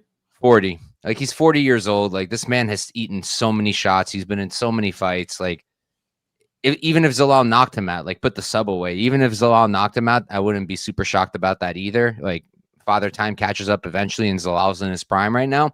So I don't like that decision either. If I played this, it's probably going to be sub. What's ITD for Zalal? I think it was like plus 300 or something the last time I've checked. I don't hate that. I don't hate plus 300. I see that on DK. Fight ends ITD. I don't hate ITD either, actually. Minus plus 185. It's not the worst thing ever. But yeah, I do like Zalal. I think he can win in probably most methods. Probably not a knockout, but I do think he's gonna win. Yeah, it's plus 280 inside the distance on the Bet365, and the submission is plus 500. Got it. If you like Emmett, though, I think the decision prop is kind of sneaky. I don't think he's gonna knock him out, but he could like steal decision, ending big shot, and having the better optics. Yeah, it's like 8-1 on decision for Emmett. Yeah. I like my long shot decision props. I don't hate it. Nah, he's too old for me, I think. Yeah, I don't think he's gonna win, but I think if he wins, it's a close decision, Yeah, I think so too. Damage-based decision, big shots. Yeah. But okay. Who started us last time? I think it was me. Yeah. You, Brady? Okay, cool. So then next up we have Khalil Roundtree. Wait, Tyler, did you go? I did not. Go. Well, so I don't know if you guys saw Emmett's the underdog, so that means he's awful. Okay, no, I think this is a bad stylistic matchup for Emmett, though. I think I really do. I think Zalal's style is like the kryptonite for a guy like Emmett. So I do think he can outpoint him at range. Now, if Zalal starts taking unnecessary risks because maybe the crowd or like the comments on social media or whatever got into his head after like he was running and he was scared in the last fight, I could see maybe that would be something that could screw him up here. Because I mean, if you go in there and just trade shot for shot with Emmett, you're probably not going to win that. Like most people aren't. Very few. There are some, but very few are going to win that. Zalal is smart though. Like he's a really smart dude. Right, but he's also a young enough guy that social media comments hurt his feelings. Swinging in the pocket with Emmett. That'd be stupid. Yeah, that's what I'm saying. That'd be a horrible idea. I'm just saying, like, if he chose to do that, that's how he loses. Like, if the comments got to his head and something, he needs to prove a point. Like that could happen. But like exactly what I said. I think one of the best part of his game is like his fight IQ. Do you agree with that? Like, he loves to not take too many risks and just fight to a good game plan. That's what you want to see sometimes when you back fighter. But I mean, if he swing with fucking Josh Emmett in the middle of the cage, like, I'll be like, all right, bro. Imagine he do that and he knocks him out cold. That would be wild. Like, but we've seen people do stupid stuff like that before. Like when they get a little like when they hear people like say things like that, like I'm not going to shoot a takedown because everybody thinks I can only wrestle, and then they don't shoot takedowns and they lose. And it's like, well, we see a lot, like not as often as we see people fight to the normal game plan, but we do see it enough that it's a thing. I think Zalal probably fights to a smart game plan. I think he probably wins. I think he probably has the best style for beating a guy like Emmett. But, he did seem pretty upset about it at media day, that people were saying that about him. So who knows? But yeah, I think Zalal probably wins. I would parlay him before I would parlay Basharat, because I think the style clash is better for him. But either way, I think both of them probably win. So. You think he's going to fight any different with his mom in the audience for the first time? Ooh. Yeah, I thought about that. I haven't thought about that, actually. That would I don't know if that's going to make him be safer because he doesn't want to get yelled at by his mom, or if he's going to be more aggressive to impress his mom. That's really good question, bro. What'd you say, Javi? That's so hard to cap. Like, honestly, it's a good... I mean, I'm not using it in my capping. Not that there's much to do with it. He's minus 650. No, but I'm not saying that in the say, but I'm like, it's so hard to know. That's what I meant. Yeah. It's interesting to look at, though, and just like kind of wonder, It's just gonna make you question yourself too much thinking about those type of shit. I try to not listen to fighter interview most of the time, unless he had an injury or a big layoff or something like that, or a switch of camp. You want to know more, but when you listen to these guys, sometimes, man, they just be saying those shits, and they go out there and they do the opposite. Some people do that, and then other people will tell you exactly what they're gonna do, and it's just you got to be able to find out who says what. But like Bilal Muhammad, that's gonna fucking go strike with GDM, and now Merab saying he's gonna go out there and strike with Corey Sandhagen. Yeah, but Sandhagen said the same thing, that he would grapple with Merab. But I would believe that before I believe the alternative. Like I would believe Sandhagen goes out there and tries to wrestle him before I believe Merab won't shoot a single takedown. I mean, it's pretty easy to believe Merab that he's going to try to strike, because he uses the takedowns at this point as a form of feint. Like half the time he's not even trying to go for the takedown. It's like his feint to set up his shots. Or he'll shoot the shot, but not wholeheartedly. Like he'll shoot it enough to like Poteria against Brishik. Mm-hmm. Yeah. The checks.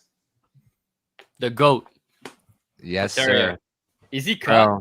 Yeah, he's cut. Definitely gone. He's cut, bro. But we have a new Ukrainian, and we have a better Ukrainian, okay? I would take Donchenko over Poteria any day of the week.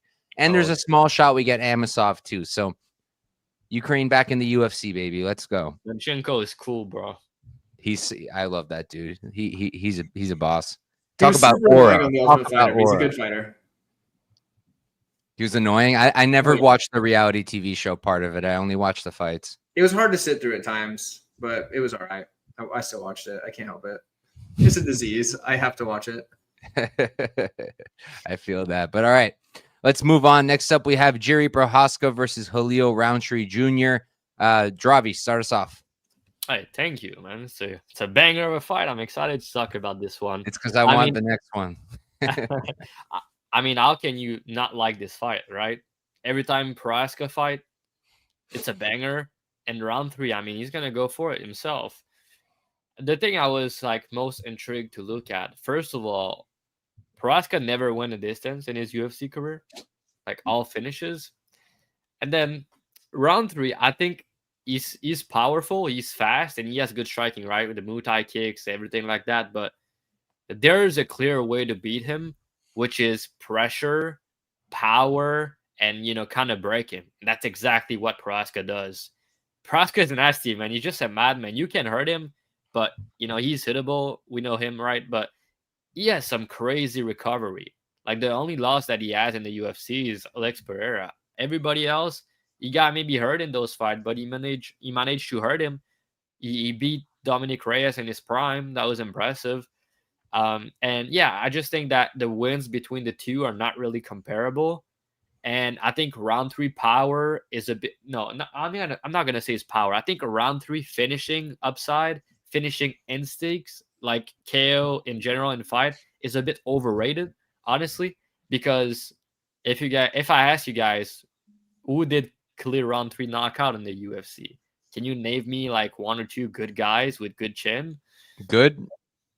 Define good. Yeah, Modestus, in my opinion, is pretty good. No, if anybody that he's beat has already lost, which means they're a fraud and that they suck. Fraud check. So yeah, Bukuskas, right? I don't think you're up with the new meta here, brother. Like anytime somebody loses, they're a fraud. But Bukuskas been knocked out 4 times though. Hey, leave my king You alone. didn't knock out Bukuskas. He broke the dude's leg in two. Yeah, but like That's different. I mean that's the best one because I'm gonna name you the names, right? You guys can choose by yourself. But Paul Craig, elite durability, as we know. Gunken Saki, I don't know who he is. Oh yeah, he was the kickboxer. Gunken Saki's pretty good. Yeah, how do you not know him, Dravi? He's the kickboxer. I know who he is, but he was old when he got to the UFC, and I don't know, This man. casual out of here. Who brought this casual on? One MMA fighter, but that was cool. I'm not gonna lie. I remember that fight. But yeah, Bukauskas, Carl Robinson, Chris Dawkins, Anthony Smith. You know, you understand what I'm saying, right? It's just, and some of those fights, like the Hill fight and the Eric Enders fight, he got a bunch of knockdowns, but he didn't go for the finish. If you knock down Prohaska and you don't go for the kill and you let him go back in the fight, he's just gonna come at you even more crazy. He's a madman, dude. Like, and you don't want to have that guy pressuring you, walking you down, hitting you with big shots. Man, I think Prohaska is gonna break him. Honestly, I think that even if round 3 hurt him, I don't think he's gonna put him out cold. And I don't think if he hurt him, he's gonna finish him. I think Prohaska is gonna recover if he gets hurt. And I think that round 3, man, I don't think he likes being pressured. And I think that he loves a pretty fight. And there's no way Prohaska is going to give him that. Sometimes you look into Prohaska fight, you're like, yeah, you could lose because of this, because of that. I bet Rakic against him because I was like, yeah, man, he's durable. He's going to have a lot of success with leg kicks. He's going to win the minutes. Didn't matter. He kicked his legs for like everything that he could, right? He was winning everything. And then Prohaska just said, no, I don't give a fuck, bro. I'm just going to break you. Even if my leg is broken, I'm still there. I'm still punching you hard, you know? So I just think this dude is different. And if you're not like an elite striker with elite KO power, which I don't think round 3 is personally, I think Prohaska is going to get into his face. And in round 2 and 3, it's going to be a nightmare for round 3. I think he needs space with his kicks to use his speed. And Prohaska is just not going to do. He's not going to let him any space. So I think he's going to break him late, round 2 or 3 KOs for Heary here. Yeah, I have a really similar read. That's kind of how I feel as well. I'm hesitant because my reads on Roundtree haven't been great. But like some of them I still stand by. Like he didn't win the Jacoby fight. Like, no, he didn't. He didn't. So sometimes I'm still right about him, but like I was very wrong with Hill. I was very confident on Hill, and that was just a really poor performance. But like, did Roundtree look good in that fight? I know he won, but did he look good? I didn't think he really looked that great personally. I just think like Jiri's so much more explosive. I'm fairly confident Jiri hits harder. His like it's way harder to get a read on the guy because he's super unorthodox. And I just think he has more weapons and tools on the feet. So that's really what it comes down to for me. I think that grappling is irrelevant here. I don't think either guy's really going to bother grappling. Like Jiri maybe might try it out just because he's Jiri and he thinks it might be fun. But that's really the only reason I could see a takedown happening. Like I don't think Halil's going to try. And if he does, I don't think he's going to take Jiri down. And like Halil's really getting up there in age, and I get it. He's still doing the thing. He's doing the best he's ever had in his career, and he's the oldest he's been. But I'm just not super impressed. Like the performance was good. It was tough, but like doesn't mean a ton to me really. And I just think Jiri's going to be able to finish him. I think also late, like Dravi said, but I also would not be shocked at a decision. And Jiri decisions like plus 700. Just saying. But how about you, Tyler? So here's the deal. I think I've kind of pigeonholed myself into like having to pick Khalil Roundtree to get rid of the narrative that I hate Khalil Roundtree because I don't. I just pointed out that he's in a cult. He is in a cult. I stand by that. What I cult? don't hate Khalil Roundtree. He's in a cult. It's the same Which one one? that. Oh God, I can't remember what it's called. It's one of those like self-improvement cults. And well, they're all self-improvement cults. It's like real. It's you have to look at. I can't remember. I'm looking it up. Yeah, I'm pretty sure Dominic Cruz is in it too, or at least was at one point. And then another fighter as well that I can't remember off the top of my head, but there was like 3 like fighters that I knew were in it. But either way, Khalil's in a cult. I like Khalil Roundtree, but I think he's in a cult. Either way, I don't like Yuri Prohashka. His like fake samurai gimmick annoys the heck out of me. Like, I'm sure he's a great guy. Like, I feel like if we were like hanging out at a restaurant, we'd be good buddies. He probably wouldn't be a jerk to the waiter or waitress. That's cool. But like the whole like fake samurai thing, dude, I just can't do it. So because of these things that have nothing to do with the actual fight itself, I have to take Khalil Roundtree. So I'm going to hope he comes out there with the game plan he had against Bukowskis and just stomping knees, and we're going to go with that. Okay, I'll take it. How about you, Brady? Yeah, I'm really looking forward to this fight. Yuri's a guy. It's always tough for me to get a read on Yuri. It's because I'm watching this guy fight, and it's like he's literally blocking punches with his face, like he's headbutting jabs. It's like intentionally. I've never seen anything like it. Like I saw a clip on Twitter today. It's like, somebody was on top of him, pounding on him, and he was like headbutting the ground and pound. It's like, what Yuri?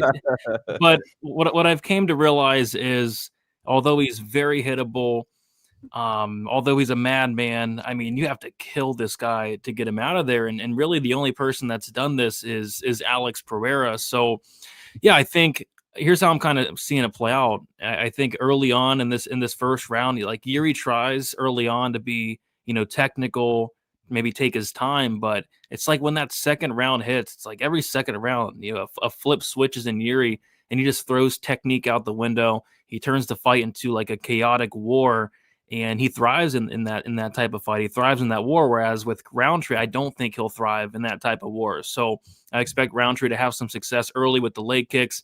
Really, whatever he throws probably is going to land. But once Yuri starts to pressure, put on the, step on the gas pedal, I think he's going to start to kind of break Roundtree as the fight goes on. So, yeah, I like Yuri here. I agree with Dravi's KO 2-3. I think that's a pretty good look. I think Yuri gets him done later in the fight. But, yeah, this fight's going to be incredible. Every Yuri fight's incredible. I can't remember a boring Yuri fight. I don't think it's possible. They don't exist. They don't exist. So, should be a very fun fight. But I like Yuri. I've picked against him a lot. He's burnt me. I'm picking him here. We'll see if he can get it done. The real ones remember when King Mo put him out like 10 years ago. I wasn't watching 10 years ago. What was it, Risen? Yeah. Wasn't watching Risen 10 years ago, but I have seen it, and it is crazy. Yeah, I remember watching it taping like Yuri when he was coming to the UFC. Me too. I bet on Uzdemir at minus. I even remember the line. It was minus 170. Damn. Yeah. I don't know that I bet on that. I was very much not like I was very light on my betting back in the day. So that was right when I got into it. That's when I was my most aggressive self. So I was all over Uzdemir. And the first round, like Uzdemir was doing the thing. Jiri was doing his thing of here, punch me. And then he gets him out of there. Yep. We thought he could King Mo him, but no. I believe that's all of us. I'm doing a terrible job keeping track today. Okay, cool. My turn. Merab Dvalishvili versus Corey Sandhagen. I am super hyped for this fight. I know a lot of sharp people are on Corey, including somebody in here, and I can understand it. I get it. If he can keep it on the feet, if he can target the body, Merab's been hurt to the body before. Corey, definitely a better, cleaner, more technical striker than Merab. More weapons in his arsenal on the feet. 100% makes sense. I just think Merab's going to get it done. Like, I think that's what it all comes down to. I think the dude is different. I'm incredibly biased. He's tied, I think, with Max as my favorite fighter. I got to get some Merab up on my wall because it's mostly Max right now. But, like, I love the dude. I love his work ethic. Like, I know that he's always in the gym. I know he's always working to improve despite the fact that he's champ. I love that he stays active. And I just love his game. Like, I love the fact that he has a cardio where he can shoot 50, 60 times and miss the majority of them. And it doesn't matter. Like, that's part of the game plan. It creates, like I mentioned it earlier, it's kind of like a feint. And you have to worry about that. Like, I'm sure Corey's picked up on that. He's going to try to make his reads. But I just think, like, it's not going to change much. Like, I think Merab is going to take him down. And if Corey, I don't think Corey's going to be easy to hold down at all. And Merab doesn't have great control. But with Merab, that doesn't matter because he'll just do it again. And again, and again, and again, and again, and again. And because you have to, like, even if Sandhagen prepares in every which way, he still has to worry about the takedown. So his offense isn't going to be as aggressive. He says he's going to come out there and be aggression, which I think is the correct game plan. But I just don't know how that's going to work out for him. I think still he's going to have to worry about those takedowns, because if he doesn't, then Merab will get them on the first try. And Merab has also been working on the submission grappling. Do I think he's going to submit Corey? No, but I think that might help with the control. So I like Merab. I don't think anyone's beating him unless he doesn't retire before Umar makes his way back up. But I think they're going to keep Umar away for a while, only because if the UFC messes this up and gives him Umar next and Umar loses again, Umar's kind of cooked. He's never going to be a Khabib-like character, and that's what the UFC wants. So I think they're going to wait till Merab retires, or they're going to wait till he's really way older and, his time has probably come. But until then, I don't think Merab's going to lose. I think Corey probably has one of the best shots to do it, but I don't want to bet against Merab. I like him too much. So that's where I'm at. Merab for the win. Let's go. Best bantamweight of all time. Okay. Tyler, your turn. I don't know if I can get to the best of all time yet, but I mean, he's on the way. He's working towards it. Right now, it's still Dominic Cruz for me, which is saying a lot, because Dominic Cruz, I find him kind of annoying, but that's fine. I still think he's the best. So, but he's on his way. Merab is. Okay, so for the actual fight we're talking about here, I would like nothing more than to see Corey Sandhagen get the win, because we need more American champions. Me being an American, I am a proud American for the most part, proud of it. And, it's usually pretty cool. It's the greatest country on the planet. I will stand by that. Here's the problem. We don't have very many champions. We have one, and that's Kayla Harrison. I would love to get another one in there. And Corey Sandhagen has the opportunity to do it. The problem is I don't think he will, and it sucks. And I think Merab's going to beat him, and I'm going to be so annoyed. Because I wish I could like Merab. I can't like Merab. He just keeps... Why? Because he keeps taking it away from all the Americans. I just want an American champion. Sugar was our last one. I keep saying I need a new co-host, and nobody's sending me the resumes. This is ridiculous. You're a traitor to the country, Couch. You're a traitor to the country. Hey, I just like Merab, okay? I mean, he would be fine if he would stop. Oh man, it breaks my heart. I'm pretty sure he reps America too. I'm sure, but that's not the flag that shows up. Dang it, we need somebody to give the U.S. some credibility here. So I'm rooting for Sandhagen. I realize he's probably going to lose. I realize it would be way too much of a fairy tale for Corey Sandhagen to battle back from losing split decision after split decision, and then also Aljo kind of took him out really quick, but that was a long time ago. But either way, Corey coming this close every time and then just battling back and beating the guy that nobody thought he could beat in Merab. Not nobody. Some people think he can, but you know what I mean? He's a pretty sizable underdog here. I think it's too much of a fairy tale, unfortunately. I'll be rooting for him really hard, and I hope I get the pick wrong. And it's going to suck, because then everybody's going to be like, I can't believe you were so stupid and pick Merab. If Corey somehow pulls it off, I understand. I'd gladly take those comments if we could get another U.S. champion. I just don't see it, darn it. So I'll take Merab, unfortunately. Unfortunately. Okay, I see how it is. All right, Brady, how about you? Yeah, I think this is a much more interesting fight than the line does indicate that. And I'm kind of with Couch in terms of I can't pick against Merab. I'll never pick against this guy. But I mean, he's minus 400 here. Sandhagen's plus 300, and it's there's a lot of things to like on the Corey side. It's with Merab, the best thing that I like is the pace, the ability to push a pace for rounds and rounds and rounds. He never slows down. Well, same with Corey Sandhagen. Sandhagen's not really slowing down. Sandhagen's a guy that can kind of keep up with the pace of Merab Dvalishvili over the course of 25 minutes. Sandhagen's, the bigger fighter. He's long, he's rangy, very good striker, lots of volume, variety on the feet. His grappling is very good. He's been working with Ryan Hall. It's there's a lot of things to like on the Sandhagen side. It's just he's going against Merab, who just he's built different. He's an animal. I can't pick against him, but at plus 300, I am very tempted on the dog here. I think there are some paths for Corey. But at the end of the day, I do think Merab will win, but I think it's going to be a win that I think Corey's going to gain a little bit of respect here. I think Corey's going to have some moments. I think Corey will, bank a round or two, and I can see a 48-47 type win for Merab Dvalishvili. So give me Merab to get the win, but I just don't agree with the minus 400 there. Fair enough. How about you, Javi? Yeah, I do agree with Brady here in the sense that I do think the fight is closer than what people are thinking. And I do think it's probably going to be a 48-47 decision for Merab more often than not. But, I mean, I bet Corey at plus 320. And I just think the line is silly, honestly. when we have those lower division like flyweight, bantamweight, featherweight, right? And we have like a top 3 level fight in skills, the difference in like errors that they make in fights and just the how close those fights can be. I think those fights can be way closer than like if Gauthier fight a bum, for example. Like the skill gap is not going to be as high. I know Merab is really good. He has a really good style, like elite cardio. He's a dog. He's going to shoot a lot of takedowns. His striking has come a long way.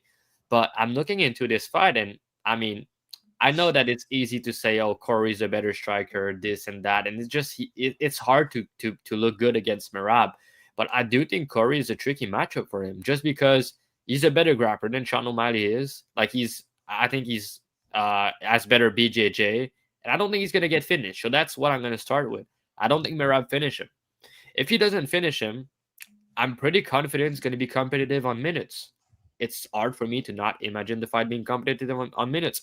And then I do think Corey is more likely to have big moments in the fight, and I do think he's more likely to finish Merab if anyone is. Like, he has those nasty flying knees, and he has a tricky submission game. So I think him hurting Merab is possible. Merab has been hurt before a lot of times. People kind of forget. He's not easy to put out. He has that dog in him. But if Corey hit him with a flush flying knee, he can put him to sleep, I think. And then in the grappling, Corey, he's not going to accept bottom. He's going to scramble. He's going to use his BJJ. So, and he's much bigger as well. So he's bigger. He has more finishing upside. He's younger. He's not going to accept bottom position. It's going to be close on minutes, but I give him the big moments of the fight. So, you know, based on that, I kind of have to play him, especially if I don't really give finishing upside to Merab. And I do think Merab run is going to come to a end one day. Maybe it's not this fight, but it's coming sooner than later because he's getting older and he's fighting a lot, which people are not talking too often, which I respect. I respect, man. An active champion like him, he has all my respect.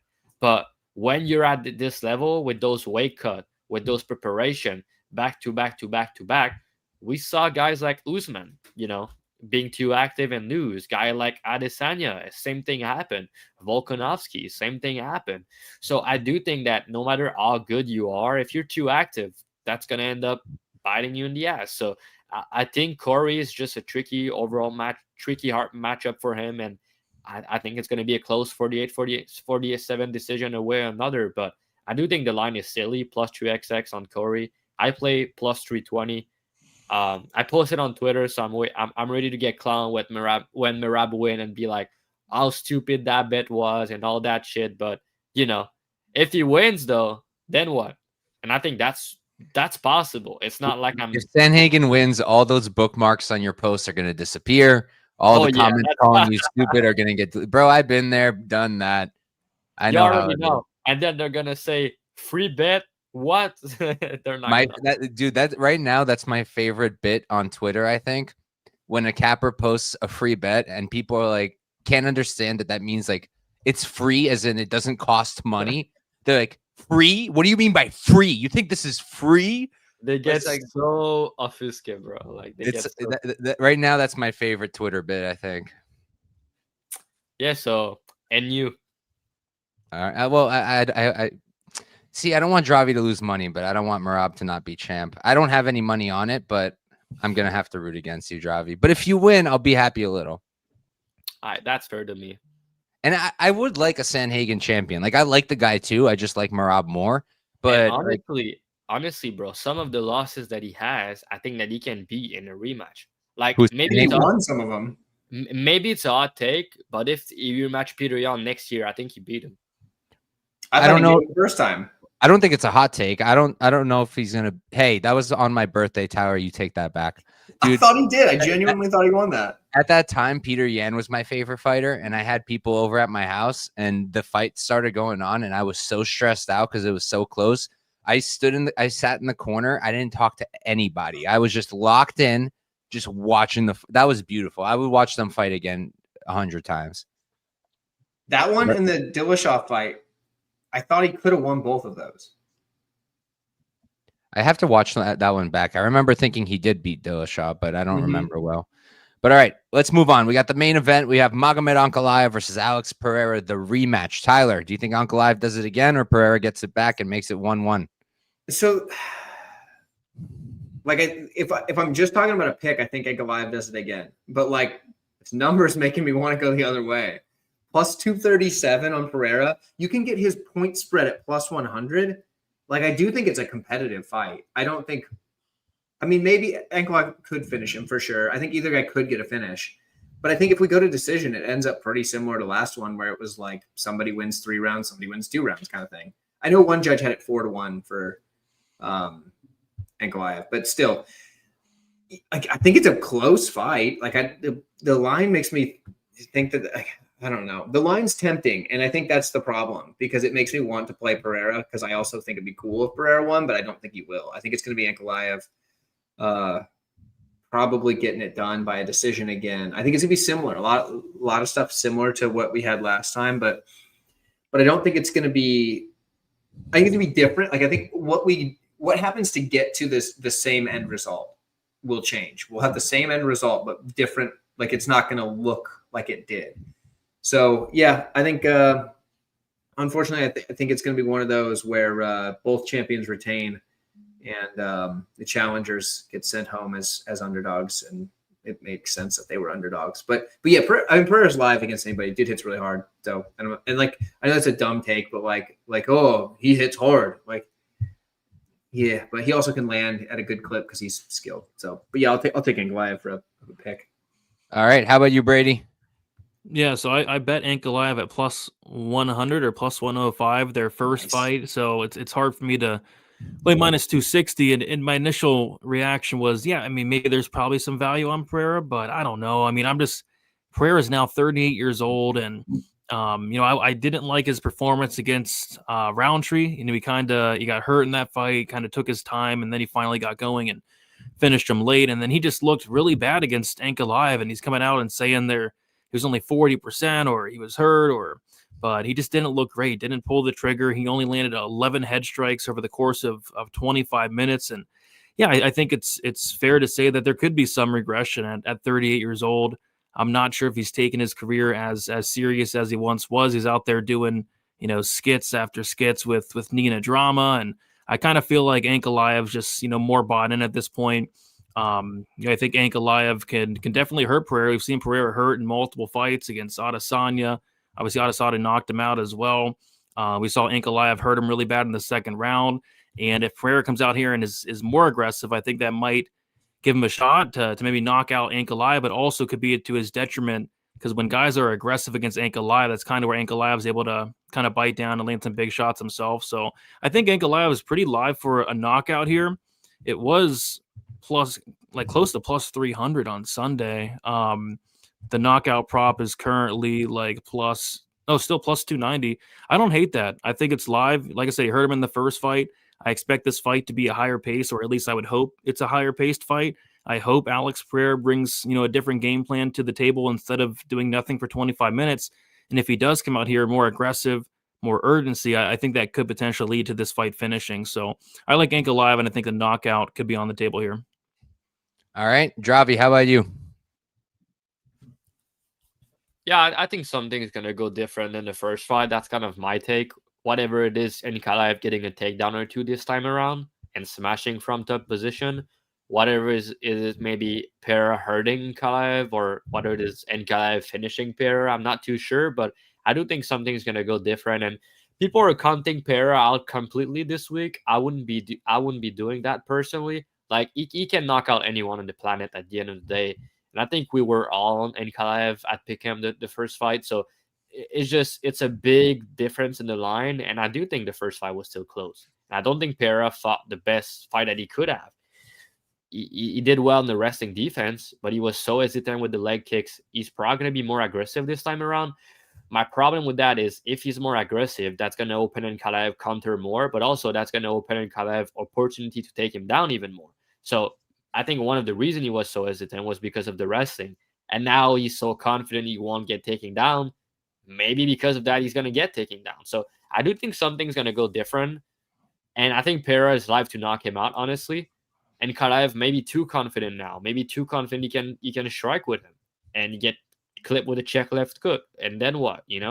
So I just think someone's gonna get probably put out cold here and highlight real KO. And I think if Pereira wins, he's not rematching Ankalaev. He's gonna go to heavyweight. I'm pretty sure about that. But there's a lot of bad thing about Pereira. Like, he's talking about the weight cut being hard, him being done on 205 soon, the Nina drama clips, like Brady mentioned, like doing movies and shit. I don't want to see that, man, when you're supposed to be locked in. And yeah, so I think Ankalaev win. I think he finished him this time around. Like the last time you heard him, it was at the end of round 2 and the round ended. But, maybe he heard him at the early round 3 this time. And then he has more time to find a finish. Pereira has been hurt a lot. People tend to forget, but he has been hurt a lot. And then Ankalaev and Pereira, when they have rematches in the UFC, all the rematch they had, and they had, I think, 4, they finish, win or lose. So I do think someone's going down. And I think Ankalaev by KO, like Brady mentioned, is a good play. But I would probably take the inside of distance just in case.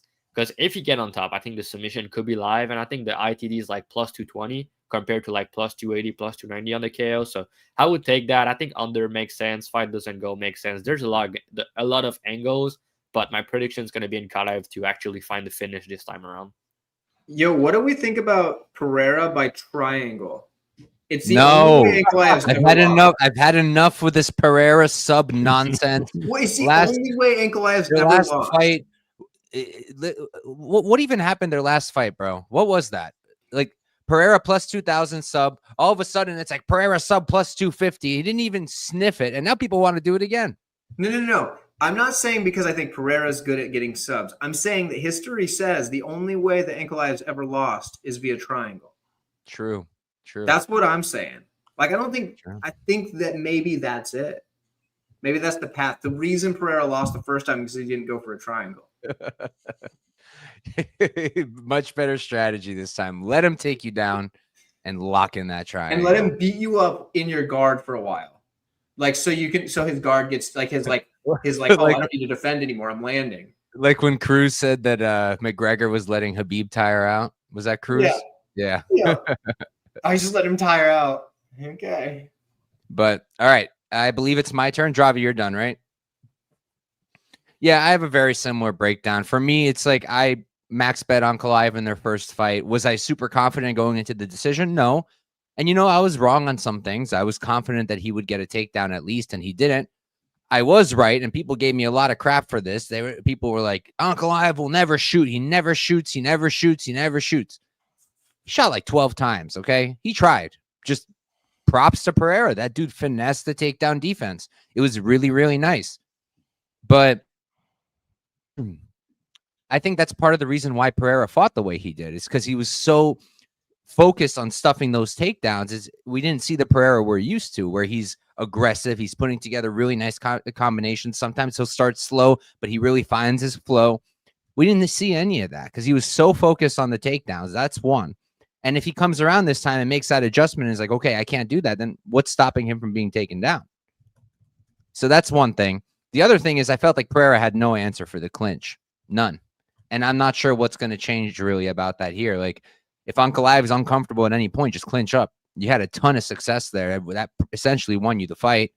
So I think he still has that in his favor. I think that it's clear now that if we're talking skill for skill, they're very close in striking skill. It's very close. I think that still Pereira hits harder, but I think that Ankalaev hits very hard as well. We saw him wobble Pereira. And I think Ankalaev is more durable. That's a huge thing for me. I think he's a lot more durable than Pereira is at this point of his career. I think he's absorbed less shots to the head, and I think that's really important. I am worried a little bit about the leg kicks. He doesn't check those. He just doesn't want to, I guess. And you never know. One leg kick at the right spot could just shut you down for good. But I lean towards him being fine. And like everybody else has been saying, I do think it's going to go differently this time, but I think that it's because Ankalaev finds a finish this time. And I do like that ITD. I was looking at it early in like the plus 200 range, and I do like that spot too. I think that's a solid way to play it. I don't hate him for a parlay piece. Like, can this fight play out really close? Yeah. Can Pereira win? For sure. I just don't think I think Ankalaev's going to get it done again. Do we think there's anything to be said that maybe Pereira comes out and has his fingers open like this and starts feinting the jab with the fingers open. It's kind of the thing, like when guys are shooting a lot of takedowns on you, if you start like jabbing at them with like an open hand, like it sure makes you not want to shoot a takedown. Maybe. I don't know. Maybe. That's just a thought. I'm not saying I still don't think Pereira's going to win, but I'm thinking that might slow down the takedown shots. That's for sure. I think Pooperton got it right here. This is how we do it, guys. This is how we send our kids to college. I mean, if that hit though, that would be a miracle, and we'll all be coming back to tell McPooperton how great that was. That's not hitting though. I mean, if anything, you might want to switch them. Like I feel like Brogan sub Pereira KO might have a little bit of a better chance. I just can't imagine Brogan winning any like a short of a freak injury. So I don't know. Arm bar from guard. That's the only way. I just don't see it. I don't see it either, brother. But all right, guys, that's it. That's UFC 320. Before we go, I do want to put together a parlay, and I will play it. Like I said, I'll do it live right here. Guys, we're gonna shoot for good odds, big odds, lotto parlay. So don't be a loser. I think I can start us off. Actually, no, I'll be a good host. Dravi, you start us off. What book are we using? Let's do DraftKings because I think that's the most available one, I would say. Okay, let me just pull out the odds. If anyone has anything earlier than Dravi, shout it out. What number are we shooting for? Like, I know you said, don't be like a wimp, but high plus 2,000 or higher would be good, I think. All right. We got 4 legs, so we should be able to put something. Okay.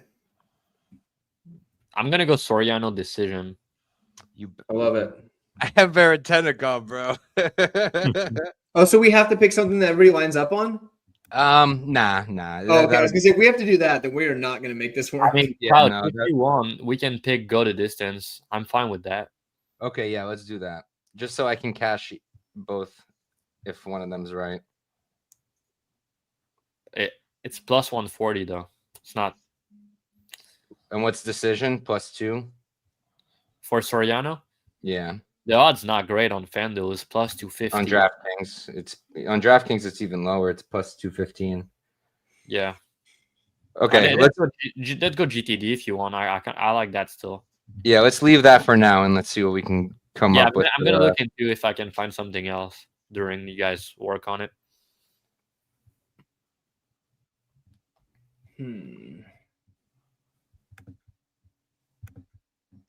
I got a few I'm looking at, but I don't know if I can quite get to those. See, because like a lot of the stuff, like the ones I like are the few that I think like that are big numbers are the few that couches on opposite sides. Let me guess. You want Macy KO? Like, I mean, for a big number, that's like plus 7 or so. Like, yeah, I think that's a great one. How about the under then? I don't think it's a big enough number for that. And Yana's not going to KO. The under is just like it's a fine number, I guess. Damn, it's hard to make a lotto this week. I'm gonna do Zalal sub for mine. Okay, that's a wild one that it could hit. Another one could be you by KO. It's 4-1. Does anyone have a bet on Santos? I don't. No. I'm on you. Not like with a bet, but I picked you. We can do that, Dravi, if you want to do that instead of the Nikolai one. Yeah, it's gonna be more juice. Okay. You said permission. What's up? I said Zalal sub, yeah. So just with those 2 legs, we're already at plus 2650. Jeez. Now this is a lotto, baby. Let's go. What are our 2 legs again? We got what? So far we have you KO. Okay.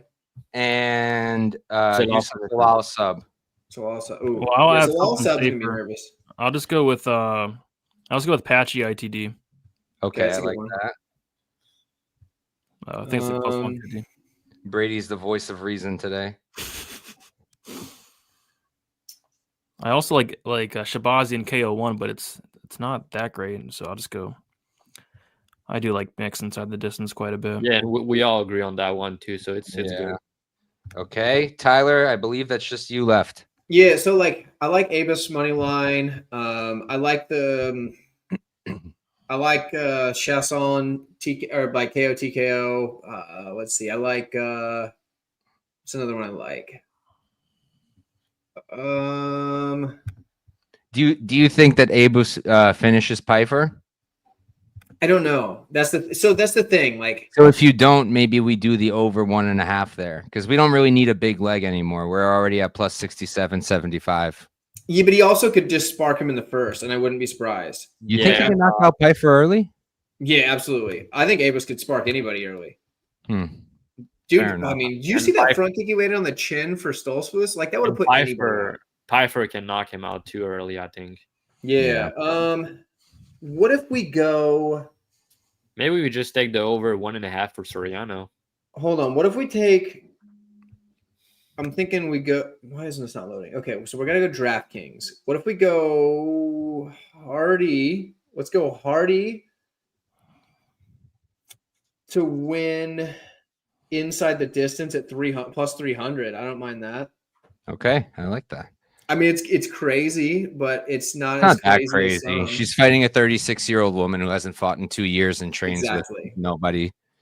Now, I wouldn't take like an under 1.5, but I think she could get it done inside the distance at plus 300.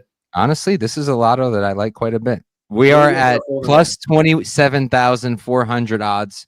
Zalal by sub, you by KO, Mix ITD, and Hardy ITD. That comes out to plus 27,400. $10 will win you $2,750. How bad does it nerf it if you just played Zalal ITD?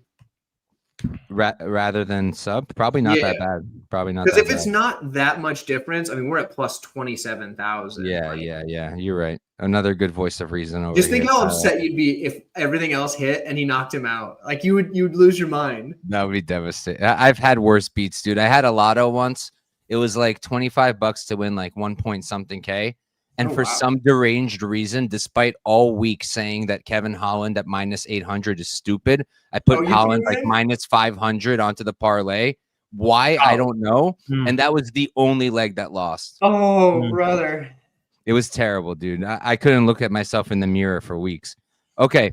With Zalal ITD rather than sub, which I think is smart, it's plus 19,900. So $10 will win you $1,990. It drops it under 20,000 though, which is such BS. That's okay. I played it. I'll take it. I like it. Okay. Yeah. All right, guys. So then if you left a live comment during this stream and we do hit, you will get what's 10%? $190 if you win the wheel spin. I'll do the wheel spin on camera so nobody calls me a cheater, and that'll be fun. So hopefully we win for all of us. And thank you guys all for tuning in. I'll pass around the mic real quick so the guys can tell you what they got going on, because I know we're all making content, and then we'll get on out of here. I'm done for the week. I'll have shorts up tomorrow, but other than that, I'm done. Tyler, how about you, boss? Yeah. So I'm just happy to say that I actually put a comment in the chat, so that's pretty solid. But also, I am not putting your name in there. Oh, bro. Come on! Put your own $10 on the bet. Okay. Anyway, so for me, the thing. So I've already done all my content. I've got my PFL breakdown up. I've got my UFC breakdown up. All that stuff. But here's the deal. I have channel memberships for $2.99. Now, I'm not saying you need to go sign up for a channel membership long term, but if you want to for the rest of Contender Series, it's actually a pretty good deal because I already have Week 9 breakdowns up. I already have 2 of the Week 10 breakdowns up because I do them individually for Contender Series. It's good for the algorithm, yada, yada. I've also already got my UFC Rio predictions up. All of this is for channel members, and you can get them for $2.99 a month. It's not very expensive. It's $2.99. If you're not interested in my content, then this isn't for you. So disregard that. But if you do like my content and you do want to watch it early, you do want to get my opinions before, say, the lines drop, before, say, everybody else says their stuff. So you can just kind of hear it raw. You know what I mean? Like the odds aren't even out for any of those Contender Series fights. You can get it for $2.99. So, and it's right there on YouTube. You get the join button on YouTube, not the Patreon. That's a different thing. You get different stuff there. But for $2.99, you get videos early and you get some cool emojis. Okay. How about you, Brady? Yeah, it's been a busy couple of weeks with Contender Series, and UFC content. I've been doing the Fight Companion on Tuesday, and then I think I might go live Saturday, a couple hours before the fights, since we got a nice pay-per-view this week. But yeah, outside of that, I'm pretty much done as well. Just got my prediction video out. I did sing a song during the Gautier fight. So go check that out. And other than that, yeah, thanks for having me on. It was a fun show, guys. Oh yeah, thanks for coming on, Brady. Dravi, how about you, boss? I'm gonna go out there and listen to your song. I didn't hear it. Pretty good. Brady's singing is my favorite. Oh yeah, it makes me laugh every time. So yeah, Beat the Line broadcast on YouTube. That's where I go live every week with me, Key, and Peg, obviously. And yeah, so I post all my bet on Odd Choppers. I've been there for almost a year now. You can get all my breakdowns, full card breakdowns, betting lead on every fight. I'm up 76 unit on the year. So yeah, having a big card this week, like I'm not say big card, but you know, a normal card, but some big bets in between. So feeling good about it. Some big props that I feel good about. I also posted a Lotto parlay on Twitter. If you want to enter the contest, also if that one hit, I'm gonna give out some money, $100 to 3 people. So if you go just like that tweet, follow me on Twitter, Dravy_, or follow BTL broadcast on Twitter as well. And yeah, thanks for having me, Mike. Always pleasure to talk to you guys. I think it's the first time with Brady on the podcast. So it was fun talking fight with you and Tyler as always, bro. Always a pleasure. Oh yeah, and I think we got a quick dono over here, Justin Cash. So appreciate you, Justin. And for the members of the panel, send me your Venmo, your Zelle, and I'll send you 25 cents. Let's go. Tell you what, I'll donate my 25 cents to you, Couch, because Yes. I know how hard it is to have to manage these streams, get guests and all that stuff. And brother, I'm here for you. So you can keep my 25 cents. Appreciate it, bro. I appreciate it. But all right, guys. Thank you guys all for tuning in. Peace out and good luck this weekend.